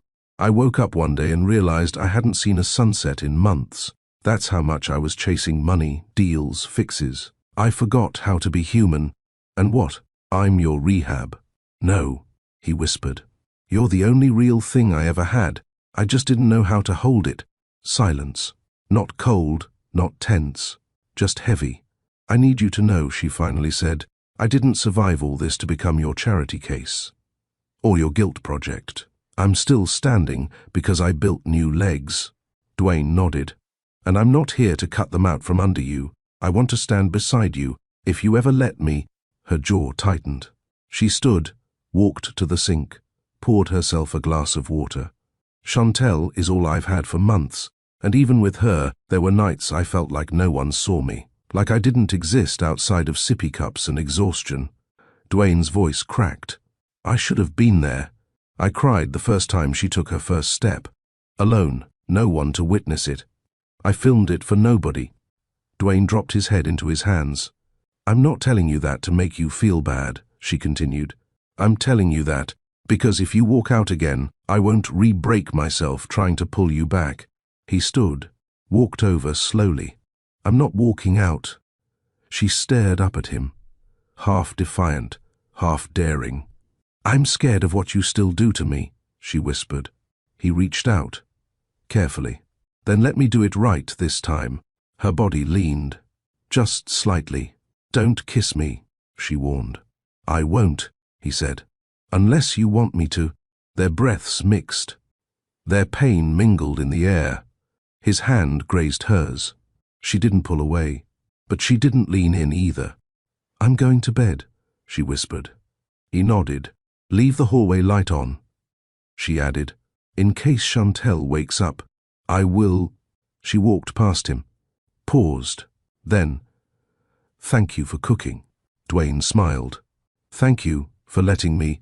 She disappeared down the hallway. He exhaled into the quiet. Progress. It wasn't dramatic. It wasn't passionate. But it was real. And that's what he came for. She's not my regret. She's my reason. That line hit hard, didn't it? Have you ever loved someone but didn't know how to show up until it was too late? Or maybe someone walked away when you needed them most? Let's talk about it. Do people deserve second chances after breaking someone who trusted them? Comment below. Would you forgive someone like Dwayne? Have you ever felt unseen while raising a child alone? Do you believe love can return after deep wounds? Type your thoughts below and share this story with someone who needs hope, healing, or a reason to stay. Like, subscribe, turn on notifications. The sound of Chantel's cooing echoed through the quiet house as Charisse folded freshly washed baby clothes at the dining table. The Chicago wind swept against the windows, but her thoughts were louder than any gust. Every time she saw Dwayne with their daughter, soft, patient, present, she fought the voice in her head that warned her not to fall too fast again. Dwayne was still here. It had been 3 weeks since he asked to stay. 3 weeks of late-night feedings, grocery runs, forehead kisses, soft touches, and learning each other in ways that were real this time. Not stormy, not rushed. Real. She wanted to believe him. But Charisse had learned the hard way. People could love you and still leave you. She folded a tiny onesie with pink stars, then paused. Her phone buzzed. It was a message from Raina. Girl, open your front door. I'm outside. Charisse blinked and stood up quickly. She swung the door open. Raina stood there in a velvet trench coat, holding a bag of Thai takeout and an eyebrow raised like she smelled secrets. Don't look so scared. I brought food. Charisse smirked. You're not slick.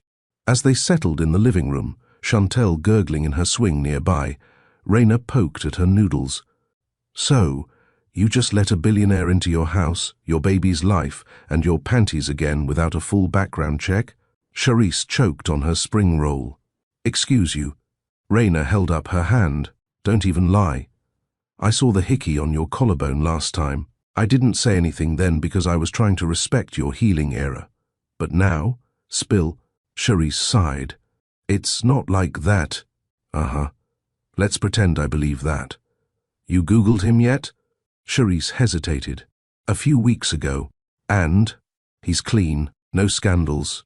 Just intimidating wealth. Raina pulled out her phone. Well, I did my own digging. Because I don't play about you. She tapped, scrolled, then held up her screen. Charisse stared. It was a photo. Dwayne, on a red carpet, standing next to a woman. Tall, blonde, thin, stunning, his arm around her waist. The headline read, Dwayne Latimer and Sutton Blair, power couple or PR stunt. Charisse's body went cold. She grabbed the phone, zoomed in. The photo was dated 5 months ago. Raina's voice softened. You didn't know. Charisse's hands trembled slightly. No, he never mentioned her. You better ask. Now, before this becomes a pattern of secrets. As if summoned by the tension, Dwayne stepped into the room from the hallway. Holding Chantel, her tiny fingers wrapped around one of his. Charisse's face stayed neutral, but her heart hammered. Hey, Dwayne said. She just dozed off. You okay? Charisse stood, handed Raina her phone without a word, then walked toward him. "We need to talk." They stood in the kitchen. Dwayne shifted his weight, sensing the temperature shift. "What's going on?" Charisse kept her arms folded. "Who's Sutton Blair?" Dwayne's face froze. "She's my ex-fiancée." Charisse blinked. "Fiancée?" He rubbed the back of his neck. "It ended months before I met you. I didn't think it mattered anymore." "Then why are there photos of you together? 5 months ago." Dwayne looked down. "That was a charity event. We were both on the donor board. PR insisted we pose together. Nothing happened, I swear." Charisse held his gaze. "You should have told me." "You didn't ask." "That's not an excuse." He stepped closer. "You think I'm hiding something?" She didn't answer. Instead, she looked down at her hands. "I've spent most of my life being someone's secret, Dwayne. I can't raise my daughter in a shadow." Dwayne took her hands. "You and Chantel are not in any shadow. You're my light, Charisse. Both of you." Her eyes stung. "Then be honest. Always. I can handle your past. I can't handle lies." He nodded. "You're right. I should have told you about Sutton. But I promise you, my past isn't what I want. This, us, that's what I choose now." Silence stretched between them. Then Chantel cried in the next room, and they both turned toward the sound. Charisse broke first. "I'll get her." But Dwayne stopped her gently. "Let me. She likes when I hum to her." He disappeared down the hall. Raina peeked into the kitchen. "You're good?" Charisse sighed. "We're figuring it out." Raina nodded. "Good, but don't stop asking the hard questions, sis. Love isn't scared of the truth." Later that night, Charisse sat alone in the backyard with a cup of tea. Dwayne stepped outside, wrapped in a hoodie. "Can I join you?" She nodded. He sat beside her, quiet for a moment. "I know I come with baggage," he said, "but I've never felt like this with anyone, not even Sutton. I don't want you to doubt that." She looked at him. "What did she want from you?" "Legacy, prestige. I was a status trophy for her family, and I played the role until it felt like I was suffocating." Charisse sipped her tea. "And what do I feel like to you?" He turned to her. A heartbeat. The wind rustled. A distant siren hummed. Then she asked softly, "Do you see us long-term, or are we just a detour from your real life?" Dwayne turned his body toward her fully. "You're not a detour. You're the destination." Her guard cracked. He reached for her hand. This time, she didn't pull away. And in the quiet of the Chicago night, she let herself lean into what scared her the most: hope.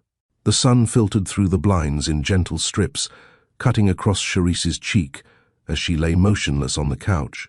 She hadn't meant to fall asleep, especially not on the living room sofa with the TV still playing soft lullabies from the night before.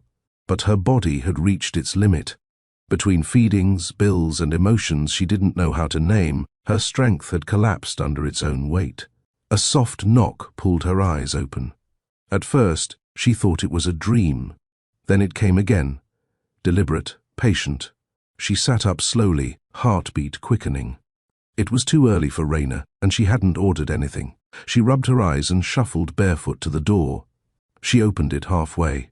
Dwayne stood there, not in a designer coat or a polished three-piece suit, not with a driver behind him or an assistant rushing to catch up.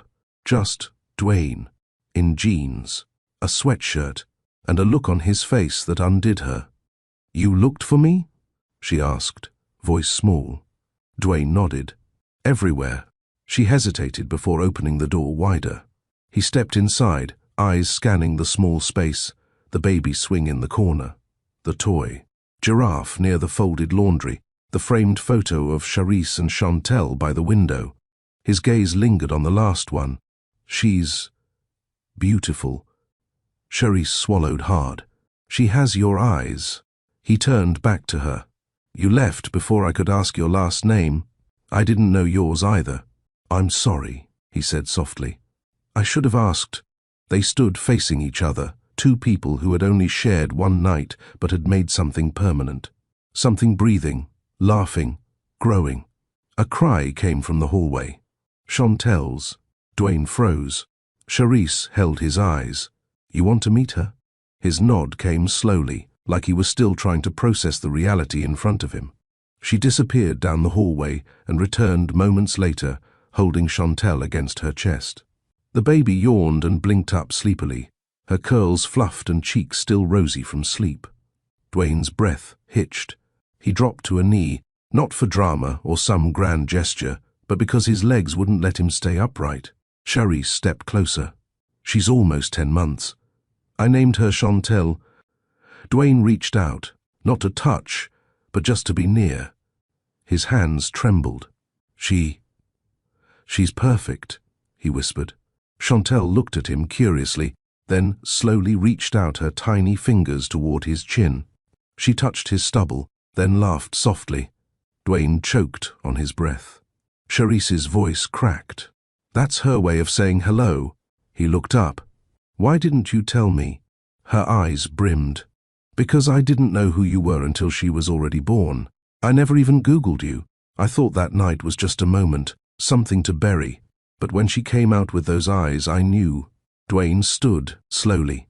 And still you didn't come. I was scared. What if you were married? What if you denied her? What if you tried to take her away? His eyes softened. Charisse, I'm not my father. Silence thickened between them. She placed Chantel in the swing and stepped back. I don't need anything from you. Not money, not help. But she needs me. Charisse looked away. She has me. I'm not trying to take your place. I'm trying to earn mine. Those words settled into her like warmth she didn't want to admit she needed. Then start slow, she whispered. She doesn't know you. Dwayne nodded. That's fair. She motioned toward the couch. You want to hold her? His face broke into something close to fear, then softened into awe. Yeah. I do. She gently picked up Chantel again and placed her in his arms. Dwayne held her like she was glass, careful, reverent. Chantel blinked at him, studied him, then curled her fingers into his shirt. He laughed under his breath. She's got a grip. She's curious, observant. She doesn't just smile at anyone. Dwayne met Charisse's eyes. Neither do I. She froze, swallowed, then turned away to hide the tears burning down her cheeks. Later that afternoon, Dwayne sat cross-legged on the living room floor with Chantel bouncing gently in his lap while Charisse cooked in the kitchen. Every few minutes, he'd sing her something soft or mimic her babbles. Charisse peeked around the corner more than once, watching him slip so easily into the role she never thought he'd want. He looked up and caught her. Hey, she likes apples, right? Charisse nodded, heart tight. Mashed. Dwayne grinned. Got it. We're making a list of favorites. He smiled. Team Dwayne and Chantel. She laughed, despite herself. Later, when the baby was down for a nap, Charisse walked him to the porch. I don't know what this is, she said honestly. You showing up. Us doing this. I do, he said. It's me showing up for what matters. Even if it's messy. I'm not afraid of messy. Her jaw clenched. But I am. I've held it together for almost a year. I don't get to fall apart now. He stepped closer, close enough that she could feel the heat of his chest. Then don't fall apart. Let me help hold it up. You're a billionaire, Dwayne. You live in glass towers and boardrooms. I live here. On porches. I'll build a porch in every city if that's what it takes. She blinked, heart skipping. I'm not asking for forever, he said. Not yet. I'm asking for a chance. Her throat tightened. What about the press? Your image? You don't even know what people would say. He shook his head.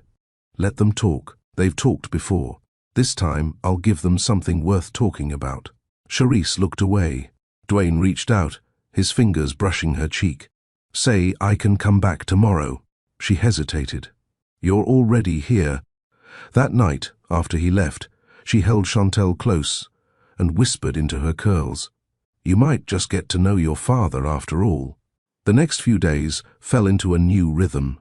Dwayne came by every evening after work. Sometimes he brought food, sometimes toys. Once He brought a tiny blue book of lullabies he remembered from his own childhood. Charisse watched from the kitchen as he read softly to Chantel on the rug. She didn't want to smile, but she did. One evening, he stayed past dinner. They sat on the porch, baby monitor between them, city lights blinking in the distance. "I should go," he said, "before it gets too late." "Right," but neither moved. Dwayne looked at her. "You haven't asked me why I'm not running. Why I'm not scared." Charisse tilted her head. "Okay. Why?" He leaned forward. "Because nothing I've built matters if I don't have someone to share it with. I spent my whole life earning money, but that night in Boston, you made me feel real." She stared at him. Her fingers curled around the porch swing's armrest. He continued, "I've had women throw themselves at me for years, but no one ever looked at me the way you did. No one ever left me either. I had to," she said. "I was protecting my heart." "And now?" Charisse didn't answer. He didn't push. Instead, he leaned back. "One day at a time?" She nodded. And for now, that was enough. Dwayne parked his car outside Charisse's building just after 7 p.m. The old street lamp flickered above, casting uneven light across the sidewalk. He didn't bring flowers, no gifts, no speeches rehearsed on the way over, just himself, raw, humbled, and unsure of what tonight would require from him. He knocked twice, waited, then knocked again. The door opened slower than usual. Charisse stood there in an oversized t-shirt and leggings, her hair wrapped and face unreadable. No smile, no coldness either, just quiet. "Can I come in?" She nodded and stepped aside. Inside, Chantel was chewing on a teething ring, her chubby legs kicking softly as a cartoon played in the background. She squealed when she saw Dwayne, immediately lifting her hands toward him. "Hey, baby girl," he smiled, picking her up with practiced ease. Charisse folded her arms. "She's getting used to you. I want her to, but it can't just be this." He looked up. "What do you mean?" Charisse sat on the arm of the couch, eyes on her daughter. "She's not a convenience. You can't show up when it's easy or charming. She's not a photo op." Dwayne's jaw tightened. "I know that. Do you? You come around and hold her, read her books, make us dinner like you're trying to win an award. That's not fair. It's honest." He paused, then nodded slowly. "Okay. Then what do you need from me?" "I need you to show me you mean it." "By doing what?" "By being consistent. By showing up when she's crying, when she has a fever, when she throws up in your shirt, when I'm tired and angry and scared and need help without asking." Dwayne listened, letting every word hit. "Okay. I don't need a superhero. I need her father. Present, responsible, committed." Dwayne stepped closer. "Then let me be that. Let me earn that. No speeches, no promises, just presence." Charisse exhaled hard and reached for Chantel, who whined a little as Dwayne passed her back. "Then show me," Charisse whispered. "Because I don't have the strength to teach a man how to stay." Dwayne stood there, heart rattling in his chest. Then he took off his watch, pulled out his phone, and set both on the coffee table. "What are you doing?" He looked her in the eye, turning everything off. "I'm here tonight. No distractions. Let's start from here." Charisse blinked, slowly sat beside him. They didn't talk much after that, but when Chantel threw up 20 minutes later, Dwayne cleaned it up. No hesitation, no grimace, just a wipe, a soft kiss to her forehead, and a whispered, "You're okay, sweet girl." Charisse saw it, and maybe, just maybe, a part of her softened. The next morning, he was still there. Charisse found him half asleep on the rug beside Chantel's crib, hoodie bunched under his head, a picture book still in his hand. He hadn't even made it to the couch. She leaned against the doorway, arms folded, quietly impressed, carefully guarded. She walked to the kitchen and started the coffee.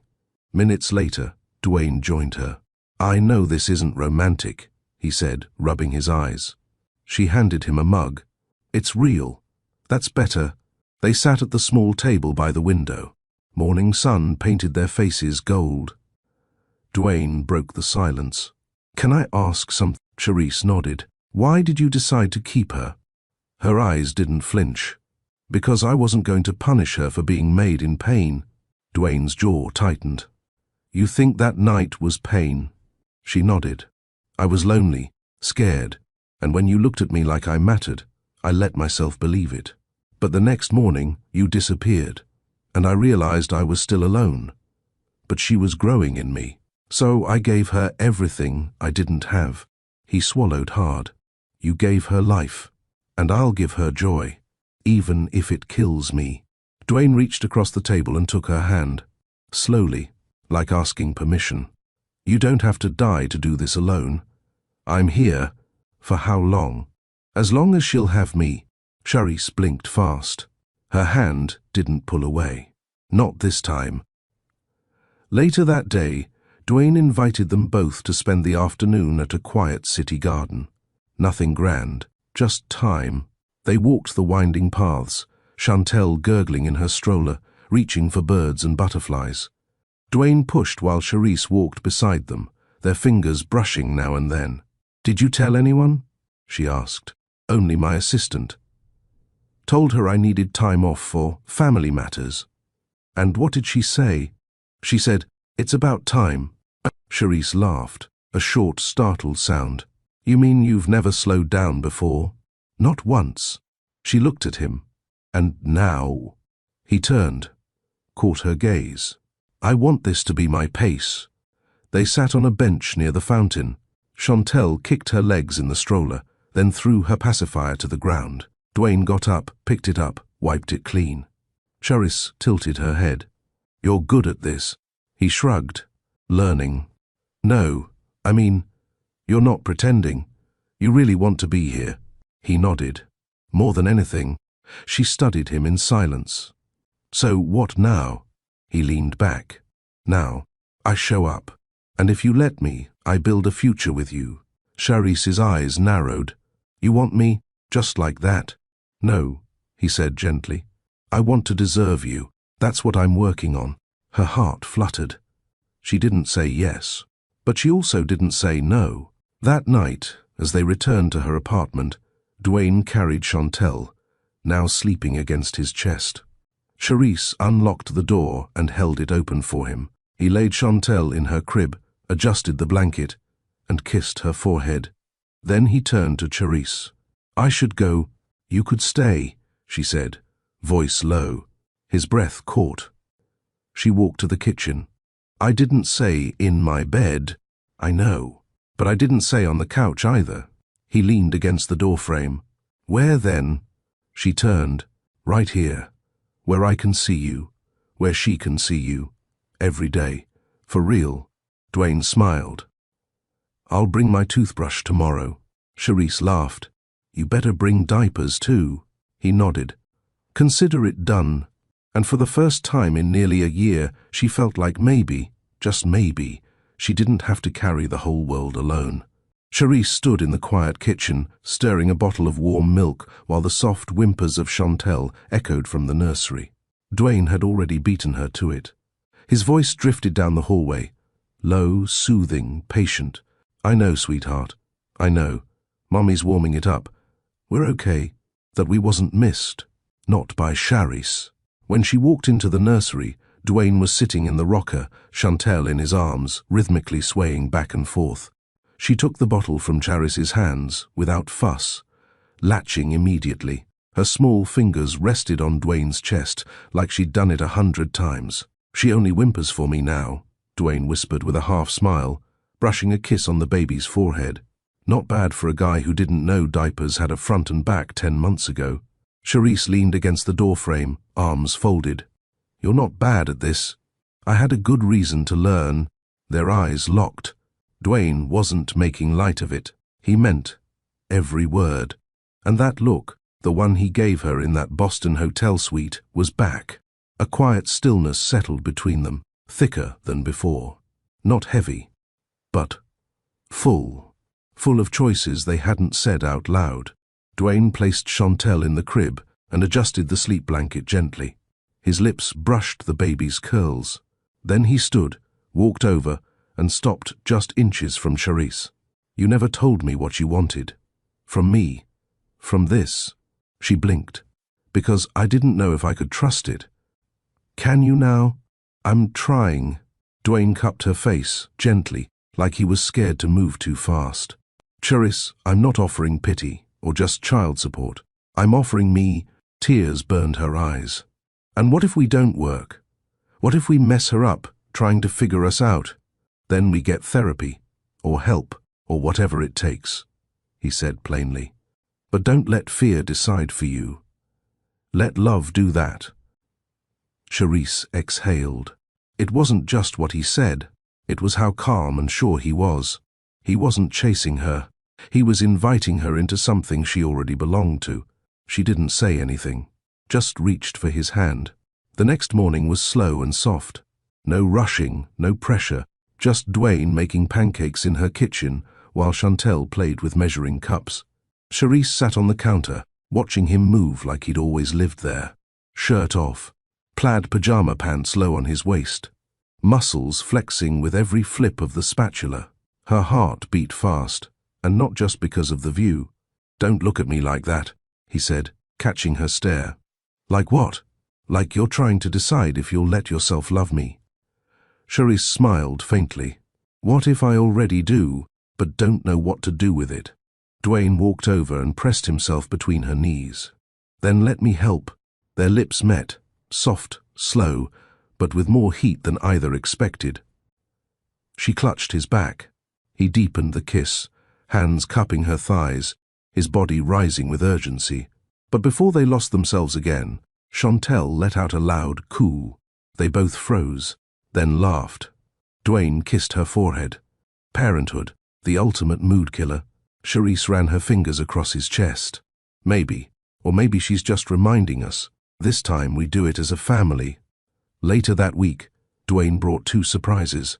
The first, a legal document, voluntary acknowledgement of paternity. He'd already signed it. You don't have to sign anything yet, he said, placing the paper on the table. But I want you to know, no matter what happens with us, I will never be absent in her life. Charisse was quiet. She picked up the pen. I already knew that. She signed. The second surprise, a necklace box. Charisse blinked. What is this? Open it. Inside sat a delicate gold necklace. A charm dangled from the middle, a tiny baby footprint with Chantel engraved on the sole. Charisse's voice caught. Dwayne, I wanted something small, nothing loud, just us. She reached for him, hugged him tight. She didn't need loud. This meant more than diamonds. One evening, while putting Chantel to sleep, Dwayne started humming a lullaby Charisse's grandmother used to sing. Her heart stilled. How do you know that song? He paused. You sang it in your sleep, in Boston. That night, Charisse felt tears creep up again. I didn't know I did that. You did. And I memorized it, because it was the only thing that made me feel like I wasn't alone anymore. She placed her hand on his chest. You weren't. They stood in the doorway of Chantel's room, arms wrapped around each other. And for the first time in her life, Charisse believed that maybe, just maybe, she didn't have to do everything alone anymore. Not every man left. Not every rich man ran. Some stayed, and loved, and learned how to be fathers, even when they never had one of their own. Charisse and Dwayne sat on the back porch weeks later, wine glasses in hand, baby monitor on the table. It was quiet. The air was warm. The stars stretched above them like a soft blanket. He reached for her hand. I never told you everything about my past, but maybe it's time. You don't have to. No, I want to. You deserve to know why I never talk about my family. She turned toward him. My dad left before I turned 5. My mom worked 3 jobs. I didn't grow up rich.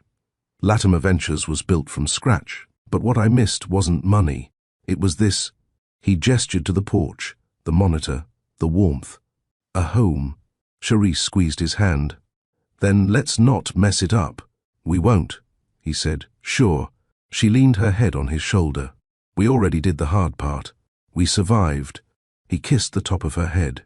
Now it's time to live. Charisse stood by the window, watching Chantel try to walk across the soft rug with her arms outstretched, and Dwayne crouched in front of her. Her baby's giggles echoed around the small living room. She should have been at peace, but her heart was tight. Dwayne glanced up at her, eyes soft.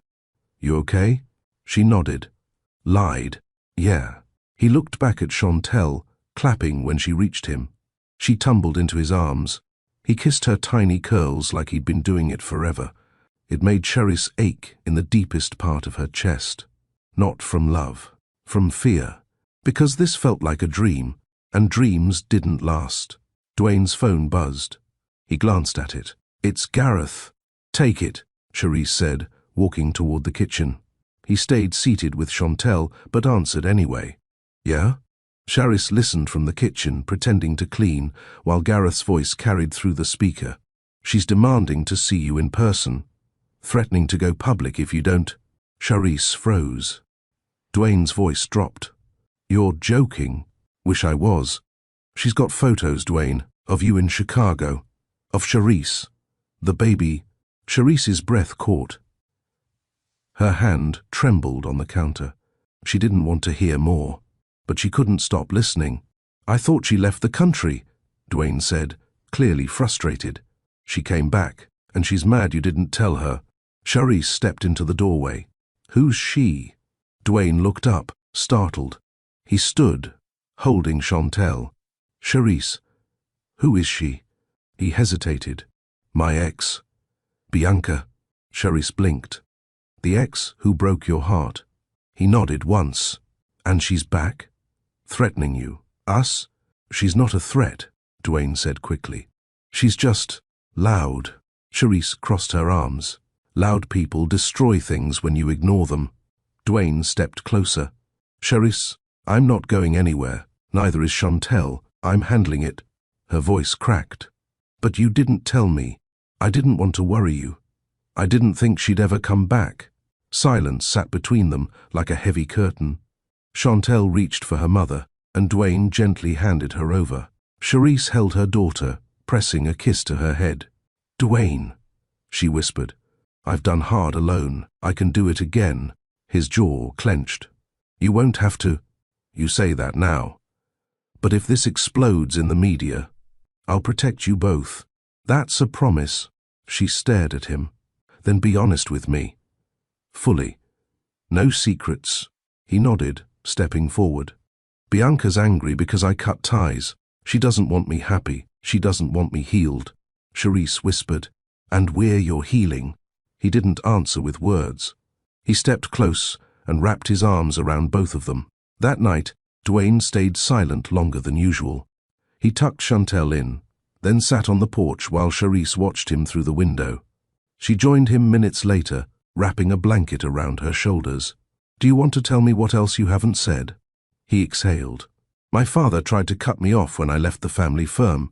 He said I was soft, that Bianca made me weak. That's part of why I left everything and went to Boston that night." Charisse blinked. "You were running?" "Yeah. And you were the only real thing I found." The storm outside was far away now, but the wind made the porch creak. She looked at him. "I need you to face this with me, not around me." He nodded slowly. "Then I'll do it right. I'll fly to Manhattan tomorrow, set boundaries, shut it down." Charisse hesitated. "Alone?" "She won't face you. She'll use your presence against us." "Let me handle it first." She didn't like it, but she respected his logic. "When you come back," she said, "you better come back whole." He turned to her, voice quiet. "Only if you wait for me." Charisse leaned her head on his shoulder. "I'm not going anywhere. Not yet." Dwayne stepped into the Manhattan hotel lobby, dressed like the man his father once tried to mold. Black wool coat, leather gloves, confident silence. But none of it felt like armor anymore. It felt like borrowed skin. Bianca sat in the bar, legs crossed, wine untouched. Her platinum blonde hair was shorter, sharper. Her eyes locked on him the moment he entered. "You came?" Dwayne sat without a word. She smirked. "I was starting to think Chicago made you soft." Dwayne folded his hands. Say what you came to say. Bianca leaned forward, voice low. I know about the woman, the baby. Dwayne's jaw tightened. Watch how you speak. I'm not here to fight. I'm here to warn you. He raised a brow. About what? She pulled out her phone, tapping the screen. A photo slid across the table. Charisse pushing Chantel's stroller, Dwayne beside her. Paparazzi? Bianca shook her head. Private investigator. My lawyer's idea. Dwayne leaned in. You stalking me now. I'm protecting what's mine. Bianca. We ended 2 years ago. I owe you nothing. Bianca's voice chilled. You were supposed to marry me. Our names are still tied on 3 trust funds. You think the board doesn't notice when the golden boy goes AWOL and shows up with a baby and a woman from nowhere? Dwayne stood. She's not from nowhere. She's everything that's real. Bianca's voice rose. And I'm what? Fake? He didn't flinch. You're the past. She stood too, slowly. Then I'll make sure the past bites back. Either walk away from them, or I'll make her regret ever meeting you. Dwayne stepped in close. You touch her life, I'll burn every bridge we shared. I'll torch the companies. I'll expose the lawyers. Bianca's smile didn't reach her eyes. So dramatic, but I'll take that as a no. He turned and walked out. She didn't call after him. Back in Chicago, Charisse sat in a therapy circle. It was her second session. A mother beside her wept over a custody battle.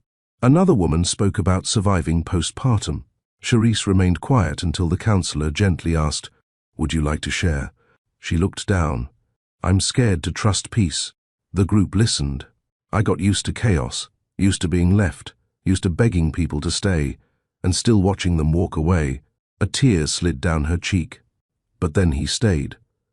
And now I'm terrified, because it feels like a dream that someone will wake me from. A pause. I'm scared he'll choose his world again, the one where I don't fit. The counselor nodded. And what happens if he doesn't? Charisse whispered. Then maybe I have to learn how to believe in good again. Dwayne returned that night. His coat was soaked from the rain. His voice was low. She tried to threaten me, said she'd go public. Charisse sat on the couch, arms wrapped around her knees. And she has nothing, just old money and pride. I shut her down. Charisse stared at him. For how long? Dwayne dropped his coat, kneeling before her. For good, I made it clear. I'm choosing you. Tears filled her eyes. That easy? No, it was hard. But I didn't flinch. She exhaled shakily. He reached for her hand. You still waiting for me? She nodded once. Barely. Dwayne pulled her gently into his arms. Then I'll keep proving I'm worth it. Later that night, while Chantel slept, Charisse and Dwayne sat on the bedroom floor with the baby monitor between them. It blinked green. Charisse traced her fingers along Dwayne's scar. Would you have told me about her if I didn't overhear? He nodded. Eventually. I didn't want to ruin what we had. I'm not afraid of truth. I'm afraid of silence. He kissed her hand. Then I'll never be silent again. Charisse leaned against his chest. We're not perfect. No, but we're honest. And that's more powerful. A long pause stretched. Do you regret coming into my life? She whispered. Dwayne didn't even blink. You saved me. You and Chantel gave me purpose. Charisse closed her eyes. Then don't let anyone take us from you. I won't, he promised. Even if I have to fight everything I once called home. Dwayne kept his promise. Over the next few days, he made it a point to show up, not just in private, but in public. At the grocery store, pushing Chantel's cart. At the pediatrician's office, asking questions. At Charisse's side during a parent support workshop, listening closely. As women shared stories about single motherhood, abuse, and rebuilding, the whispers followed them. People stared. A few took photos. One of the volunteers pulled Charisse aside and muttered, You sure that's him? The guy from the Forbes cover last spring? Charisse didn't flinch. He's not a cover anymore. He's mine. When Dwayne heard about the comment, he only smiled. I'll print new covers then. You and Chantel on them. But the tension followed too. Bianca wasn't bluffing, and Dwayne knew it. That Friday morning, the board of directors at Westmark Holdings called an emergency meeting. His father, Gerald Slade, sat at the head of the table, flanked by men in suits who had built empires with their handshakes. Dwayne walked in late. No tie, no apologies. Gerald stood. "Son, this is serious. Your public appearances are causing concern." Dwayne raised a brow. Concern or gossip? Bianca was vetted. Your past with her was expected. But this new situation, a woman with a child no one knew existed? Dwayne folded his arms. "A woman I love, a child who is mine, a life I'm proud of." An older board member cleared his throat. "You understand how this affects investor confidence?" Dwayne stepped closer. "What's unstable? Me being a present father, or this board thinking I should hide my family?" Silence. Gerald broke it. "This company carries your name." Dwayne didn't blink. "Then it's time the name means something again." He walked out, and this time, no one stopped him. That night, Charisse saw it before he did.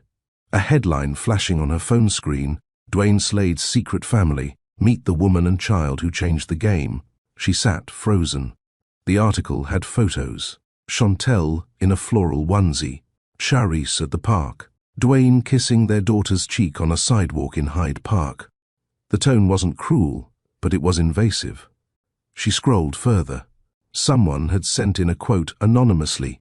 "He's gone rogue. She's a single mom with no pedigree." "And that baby? There's no DNA proof she's his." Her chest tightened. She wasn't new to shame. But this wasn't street gossip. This was national coverage. She dropped her phone just as Dwayne walked in. He knew immediately. "It's out." Charisse nodded, arms crossed, eyes glassy. "They called me no pedigree. Like, I'm a dog." Dwayne picked up the phone, jaw tight. "I'll sue." "No." She stepped forward. "Let them watch." He paused. "If you fight this their way, you lose. They'll twist everything you say. But if we live loud, if we love out loud, they'll have nothing left to print." He watched her, equal parts proud and heartbroken. "You don't deserve this. I survived worse." "This?" She lifted her chin. "This just means I matter now." Dwayne crossed the room and kissed her forehead. "Then we matter together." The next day, Charisse made a decision. She called her friend Laurel, a social worker turned blogger who now ran a women's support initiative. "I want to speak," Charisse said. Laurel sounded surprised. "You sure? The story's already loud. I want to control the volume." The community event took place on a small indoor stage in Bronzeville. Laurel introduced her, a mother, a survivor, a woman learning to rise in public. Charisse took the mic in soft jeans and a fitted white blouse. Her curls were pinned up, lips painted a bold brick red. Dwayne and Chantel sat in the front row. She looked at the crowd, mostly women, a few journalists, 2 camera phones recording live. "My name is Charisse. I'm a mother. I'm not a pedigree. I'm a person." Applause. "I loved a man once who abandoned me when I needed him most. I learned how to carry pain quietly. I worked 2 jobs. I gave birth alone. I smiled for my daughter so she wouldn't inherit my sadness." Silence gripped the room. Then one day he returned, not the one who left, but the one who was supposed to stay, and I didn't trust it, because I didn't trust myself. She looked down, breath shaking. But healing isn't about forgetting. It's about allowing yourself to be loved in places you thought were broken forever. She looked up. "And today, I am loved. I am whole. And no headline can change that." Tears fell. Applause rose. Dwayne stood, clapping the loudest, holding their daughter in his arms. The next morning, a video clip of Charisse's speech went viral, not because of the scandal, but because of her strength. Comments poured in. "Who is this woman? She speaks like she's talking straight to your soul. Her pain is mine. Her story is mine. And I don't care who he is. She deserves every good thing." Even Bianca's threat felt weak now. She had tried to weaponize shame, but Charisse had turned it into fire. Dwayne sat beside her on the couch that night. baby asleep, screens still glowing. "I've been in boardrooms with billionaires," he said softly. "But I've never seen power like what you did today." Charisse chuckled. "You're just saying that because I wore lipstick." "No, I'm saying that because you changed the narrative. You showed up as yourself, and they listened." She turned to him. "Will they fire you?" He shrugged. "Let them try." Charisse rested her head on his shoulder. "I'm not going back into hiding. Not for anyone." Dwayne kissed the top of her head. "You won't have to." She looked up. "What if this gets messier? Then we clean it together, brick by brick." A pause. "Marry me," he said. Charisse blinked. "What?" Dwayne turned fully to her. "Not for headlines. Not because of Chantel. Because you're the only home I've ever believed in." She stared at him, heart pounding. "I don't have a ring yet," he said, "but I have this life, and it's yours." Charisse wiped a tear. "Ask me again when we've survived the storm." Dwayne smiled. "I will. Every day until the sky clears." She nodded. "Then, start tomorrow." He pulled her close. "Tomorrow." And that night, as the city slept, the three of them, Dwayne, Charisse, and little Chantel, lay wrapped in the quiet kind of love no headline could define. The following week, Dwayne received a call he'd been expecting. Gerald Slade's office. "The board would like to meet. Urgently." He didn't flinch. "Tell them I'll be there Friday. I'm bringing someone." The woman on the other end paused. "Sir, you heard me. Friday morning. Chicago, 11:17 a.m. Charisse adjusted the soft beige scarf around her neck. Her curls were pinned back neatly. She held Dwayne's hand as they entered the Westmark Holdings lobby, a building that once symbolized everything she thought she'd never belong to. But not today. Today she wasn't shrinking. The receptionist stammered when she saw Charisse. He's already in the boardroom." Charisse gave a gentle nod. "We won't be long." The elevator ride was silent, but their hands stayed linked. When the doors opened, 12 men and 2 women sat in a semicircle. Gerald stood at the center, eyes narrowed. "You brought her here?" he said, eyes darting to Charisse. Dwayne didn't blink. "I brought my truth here." Charisse stepped forward without being asked. "Good afternoon." Some nodded. Others stiffened. Gerald addressed Dwayne. "You're forcing us into a corner. The media attention, the blog speech, the backlash. Our investors are nervous." Dwayne remained calm. "Good. Let them be." The woman beside Gerald leaned in. "You do realize we've lost over 14% in projected growth since this began. Bianca's legal team is threatening a freeze on the joint family trust until this narrative is contained." Charisse finally spoke. "So, I'm a narrative now?" The room fell still. Charisse stepped closer. "I've stayed silent while your tabloids chewed at my dignity, while people questioned my child's paternity, while this entire board pretended love had a pedigree." She held their eyes. "I'm not ashamed, and I won't let anyone reduce me to a side scandal in a man's biography." Gerald's jaw clenched. "This is business, not personal." Charisse's voice was steady. "But your business affects people, families, women like me." She turned to Dwayne. "Let them know." Dwayne stepped forward. "Charisse is not a liability. She's my partner. And that little girl you all think is a burden? She's my anchor. She's the reason I don't drink myself stupid in penthouses anymore." The woman on the board shifted. "And what exactly do you want, Mr. Slade?" Dwayne placed a folder on the table. "My resignation from the trust, effective immediately.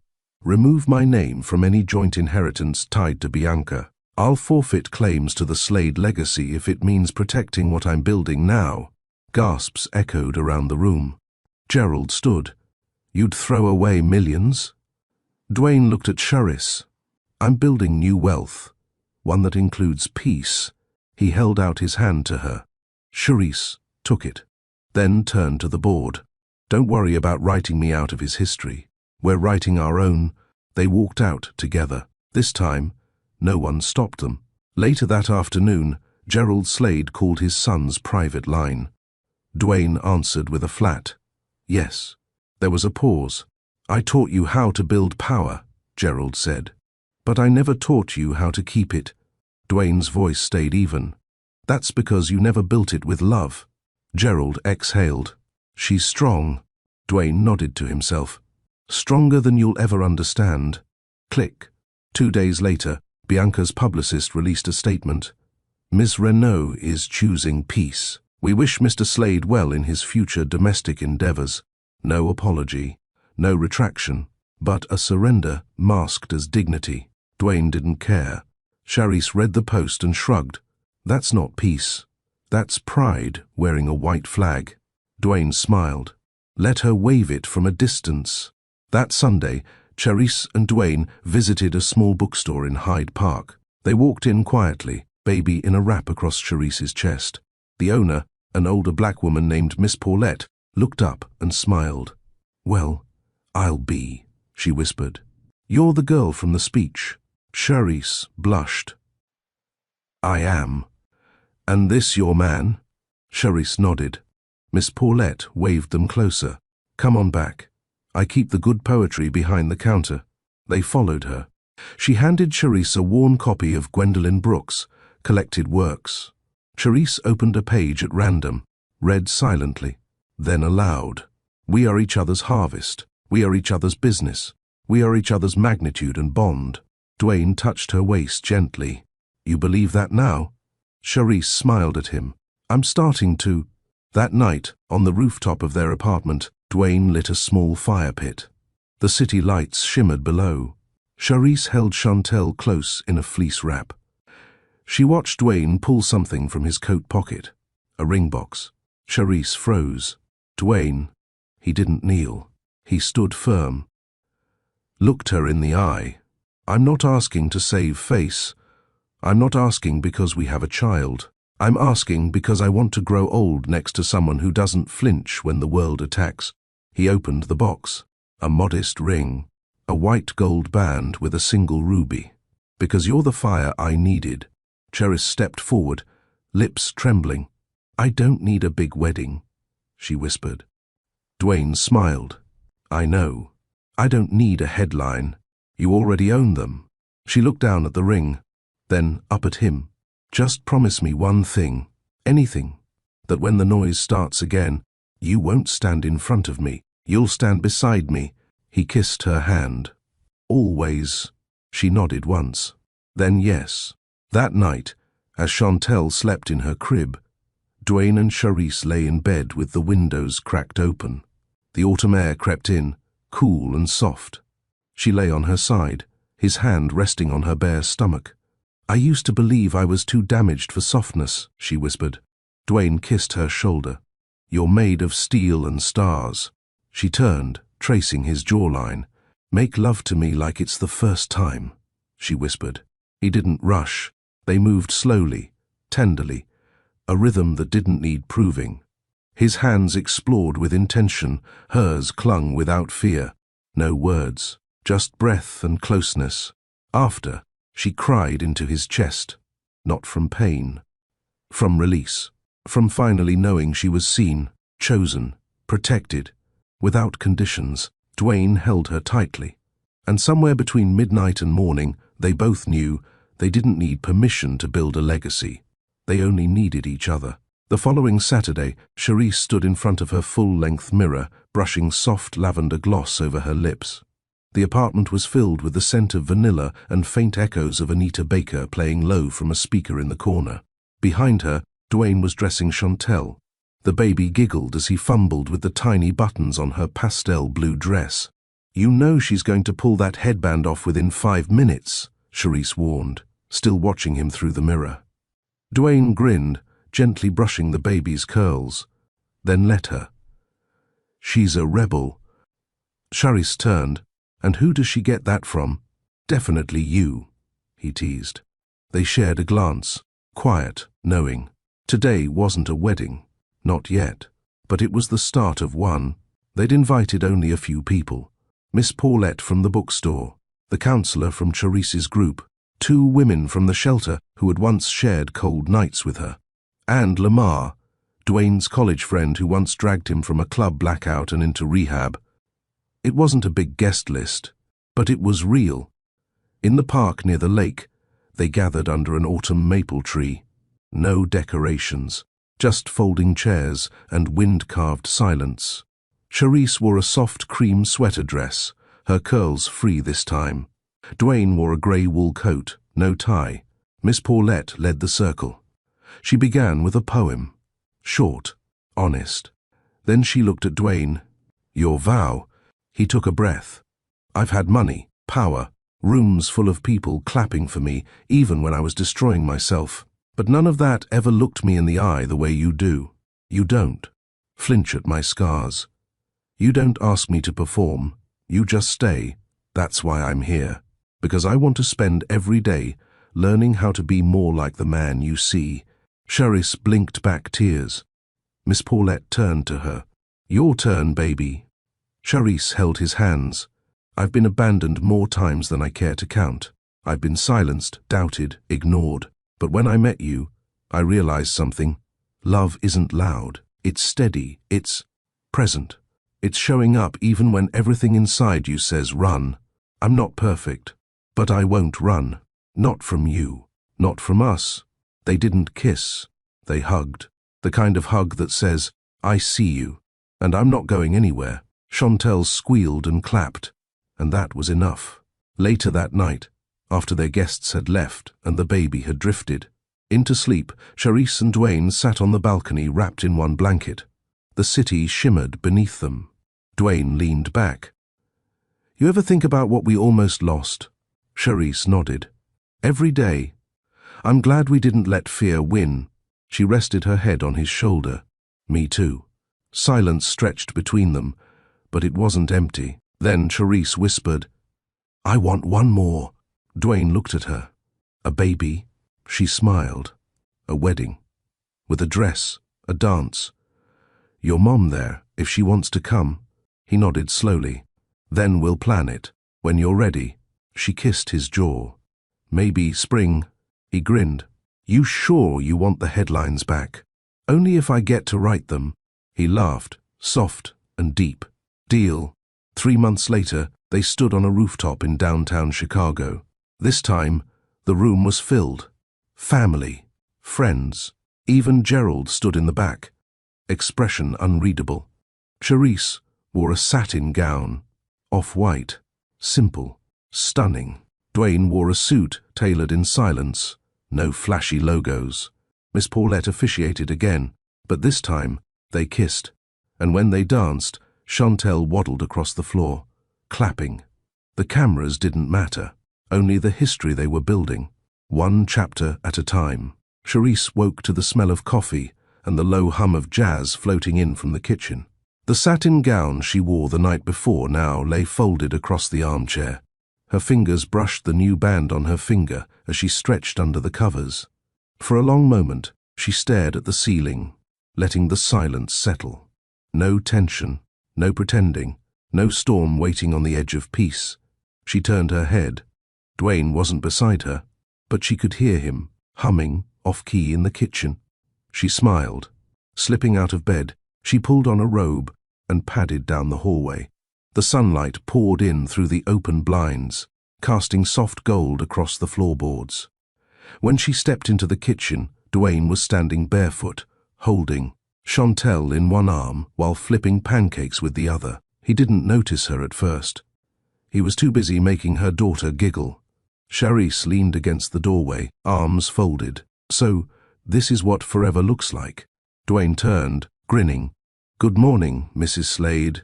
She rolled her eyes. "We're not using that name." He held up a hand, mock surrender.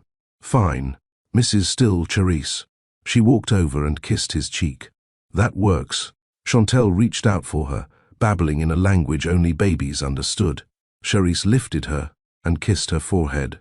"Did Daddy give you sugar already?" Dwayne shook his head. "Nope. But she's been high off joy since last night." They sat at the kitchen table, plates of pancakes steaming, coffee hot. No fancy china, no staff, Just them. I was afraid the peace would fade once the crowd left, Charisse said softly, slicing her pancake. Dwayne looked at her. It hasn't. She nodded. I know. But I had to say it out loud. He reached across the table, squeezed her hand. We're not performing anymore. This is real. She met his eyes. What happens now? We live, he said. We build. We keep showing up. Charisse nodded. I want that. Chantel squealed from her high chair, slapping the tray with tiny syrup-covered fingers. Dwayne chuckled. Guess she wants it too. They ate slow, talked soft. No rush to be anywhere. After breakfast, Dwayne cleaned up while Charisse gave Chantel a bath.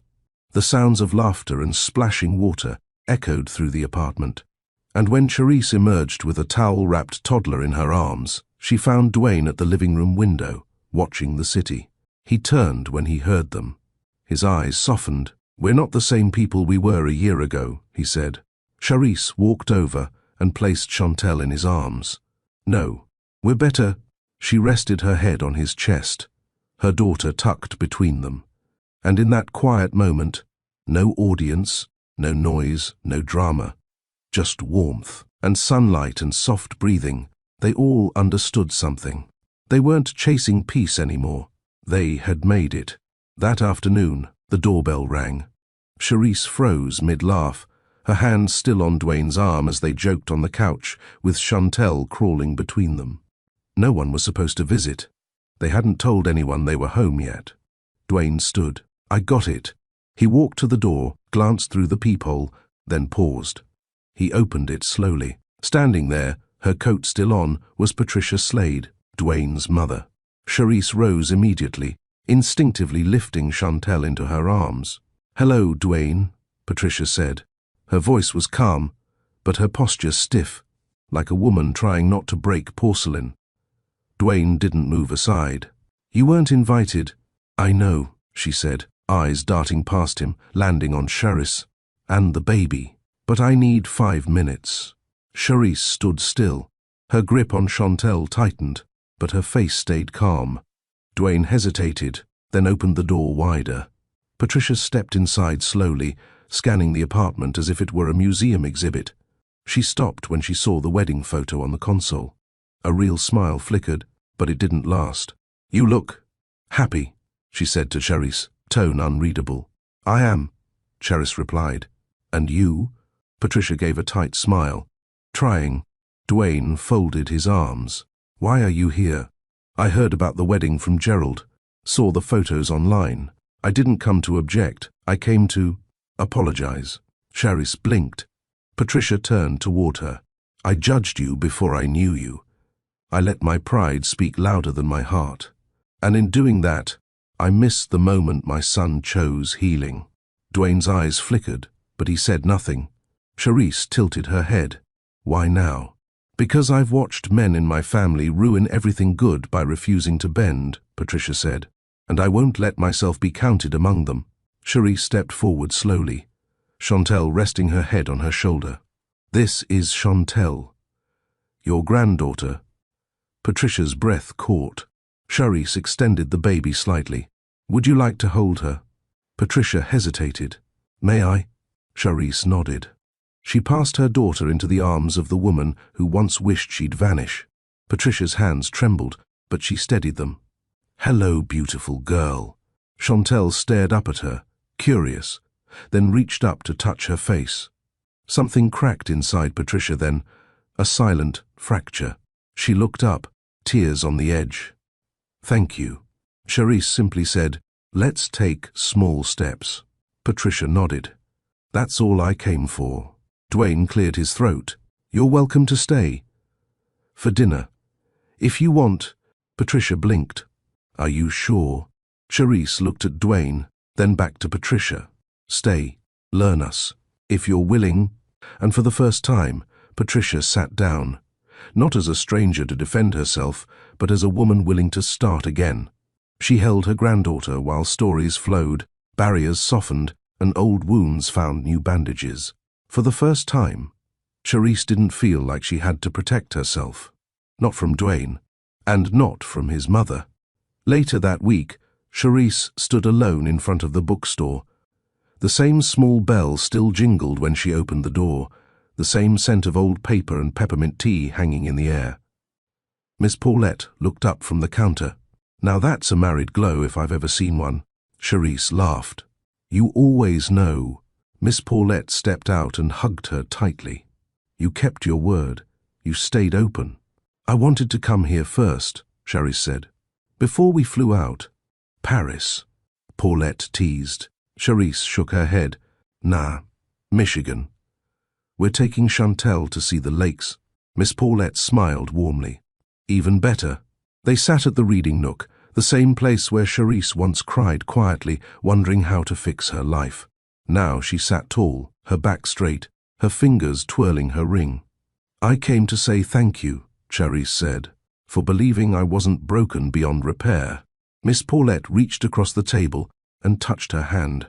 "You were never broken, baby. You were buried." Charisse blinked. "Buried under shame, doubt, survival," Paulette continued. "But you were always whole. All you did was dig." Charisse exhaled slowly, her heart full. "I want to sponsor a book club," she said, "for girls like me, women in the shelters. Not just romance, but stories about standing back up. Stories that reflect them." Miss Paulette beamed. "And what would we call this book club?" Charisse smiled. "Chantel's Corner." Paulette covered her mouth. "You naming your legacy already?" "I'm building it now. Not just for her. For me. For every version of me that didn't think she'd make it this far." Outside, Dwayne pulled up in the car and stepped out with Chantel strapped in a baby sling. He spotted them through the glass and waved. "Lord," Paulette muttered, "that man is still fine." Charisse laughed. "And faithful." As Dwayne stepped inside, Miss Paulette stood. "I'll let you two have the floor." Charisse met Dwayne at the entrance and leaned into his side. He looked around. "Feels smaller." "No, we just got bigger," she said. They walked through the aisles, Chantel cooing.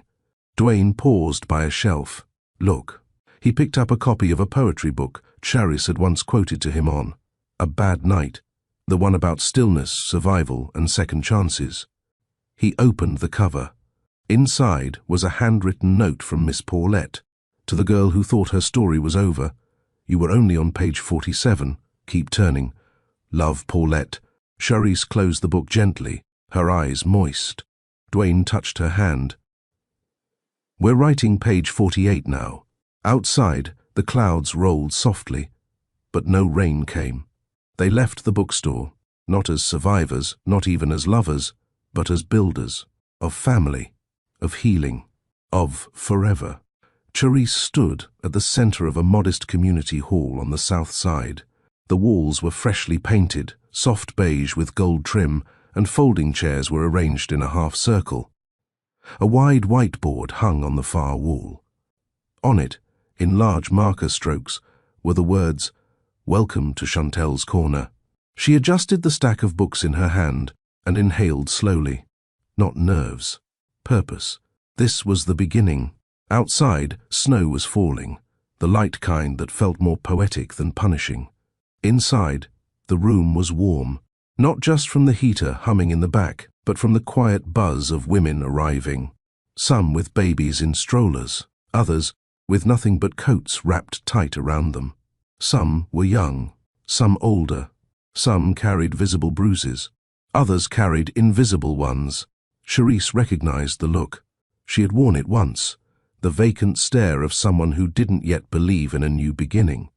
Dwayne entered behind her, carrying a tray of bottled waters and granola bars. He wore a plain hoodie and jeans. No flash, no cameras, just support. "You sure you don't want me to stay for the first one?" he asked. Charisse smiled. "No, this is for the girls. I need them to see me without the shadow of a man standing behind me." He kissed her temple and nodded. "Okay, I'll be outside if you need anything. Me and the little boss." Charisse chuckled. Chantel had become the unofficial co-founder, her face printed on the welcome flyers. Her giggle the soundtrack of their home, Her presence the push Charisse never knew she needed. As the women settled, Charisse stepped forward. "Hey everyone," she said, voice steady. "I'm Charisse. This is Chantel's corner. It's named after my daughter, but it's built for us. For the parts of us that never got a seat at the table. For the girl in us who never got asked, 'How are you holding up?'" A few women nodded slowly. "We're going to read stories here. Share ours too, not because we need to relive the pain, but because we deserve to rewrite what comes next." She passed out the first book, The Color Purple. No soft openings. One woman raised her hand. "Are we supposed to be healed to be here?" Charisse shook her head. "No, just honest." The room exhaled. Meanwhile, Dwayne rocked Chantel in the SUV parked nearby. Snowflakes peppered the windshield. He wasn't the man who needed to be in control anymore. Watching Charisse step into leadership, into light, was enough. He glanced down at Chantel. "You know your mama's changing the world, right?" Chantel babbled, stuffing her mittened hand into her mouth. Dwayne grinned. "You right. She'd been doing that." Weeks passed. The group grew. Soon, local libraries offered shelves for their featured books. A neighborhood bakery sponsored snacks. And a local artist painted a mural on the community hall wall. A black woman with a crown of books, holding a baby standing tall. One evening, as Charisse closed the door after the last meeting, she found Dwayne sitting outside on the steps. "I thought you had that late board meeting," she said. He stood. "I skipped it. Everything okay?" He nodded. "I wanted to walk you home, like old times." So they walked, down cracked sidewalks, past liquor stores and corner churches, past memories and ghosts. Charisse linked her fingers with his. "You've been quiet lately." Dwayne looked over. "I've been thinking." "About what?" "Legacy." She paused. He continued, "I know you've got your thing with Chantel's corner, and it's beautiful, but I want to do more too. Real things." Charisse smiled. "Like what?" "I want to start a fund for re-entry programs, for men coming out of rehab or prison, a chance to do something different, even if all they've known is pain." Charisse's heart swelled. "You think I can do it?" he asked. She squeezed his hand. "I know you can." Months later, the headlines returned, but this time, they told a new story. Ex-billionaire launches Hope House for men in recovery. Wife of former CEO opens healing space for women, inspired by her own journey. But they didn't read them. They were too busy living. On Chantel's second birthday, the apartment was packed. Miss Paulette held court in the kitchen, teaching Dwayne how to properly season the catfish.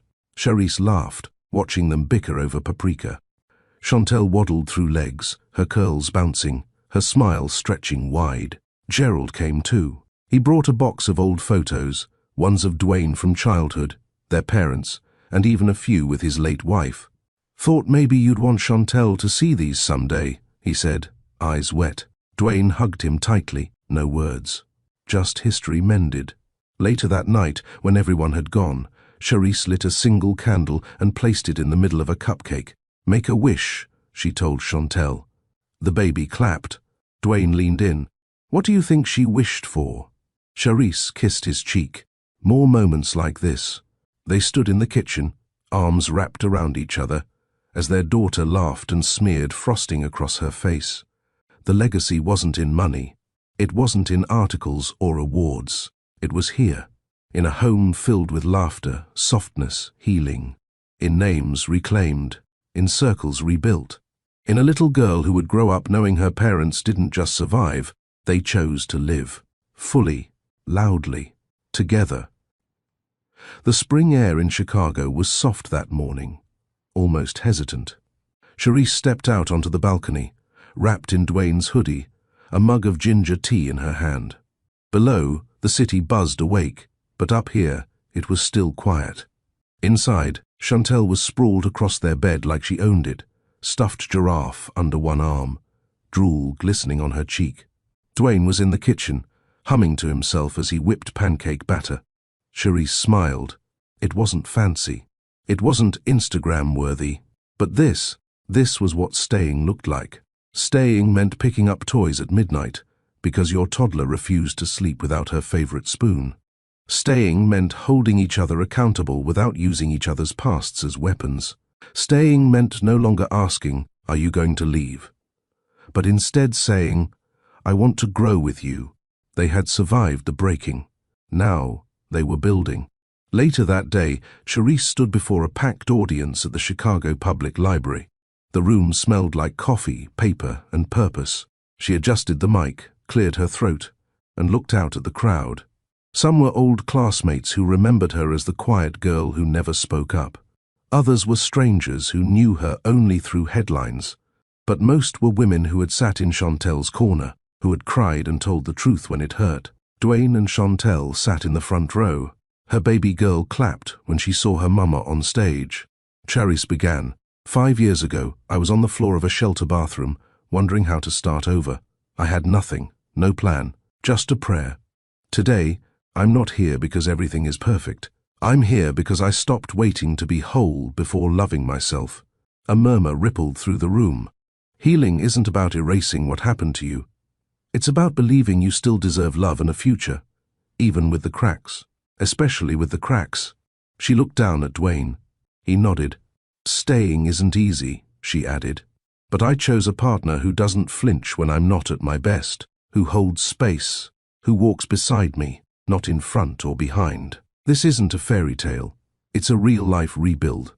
They stood and clapped. Charisse didn't cry. She stood tall. That evening, after dinner, Dwayne pulled a dusty box from the hallway closet. "What's that?" she asked. "Photos," he said. "From my mom's storage unit." They sat on the floor, Chantel between them, flipping through old prints. Pictures of Dwayne as a boy, his father grinning, his mother stern but proud. Charisse paused on one image. Dwayne, maybe 10, standing outside a run-down apartment building, holding a basketball, no smile. "That look," she said. "I remember that day. Cops came for my cousin. I was scared but couldn't show it." Charisse touched his face. "You don't have to hold all that alone anymore." Dwayne nodded. "Neither do you."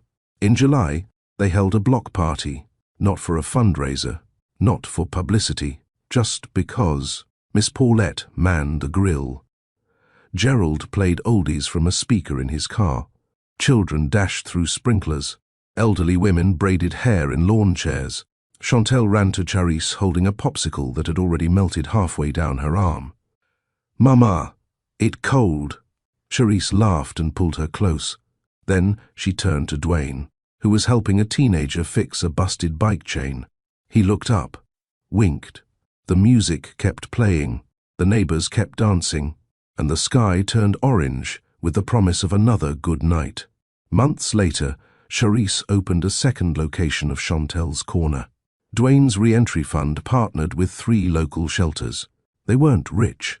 They were rooted, and every day they stayed, not because it was easy, but because it was worth it. If this story reminded you that healing is possible, that love can be chosen again and again, not in the big moments, but in the small daily choices to stay, then type, "I choose to stay." And don't forget to share this story with someone who's rebuilding. Subscribe for more stories like this from Mr. Charles Stories. Because the real love stories, they start after the pain.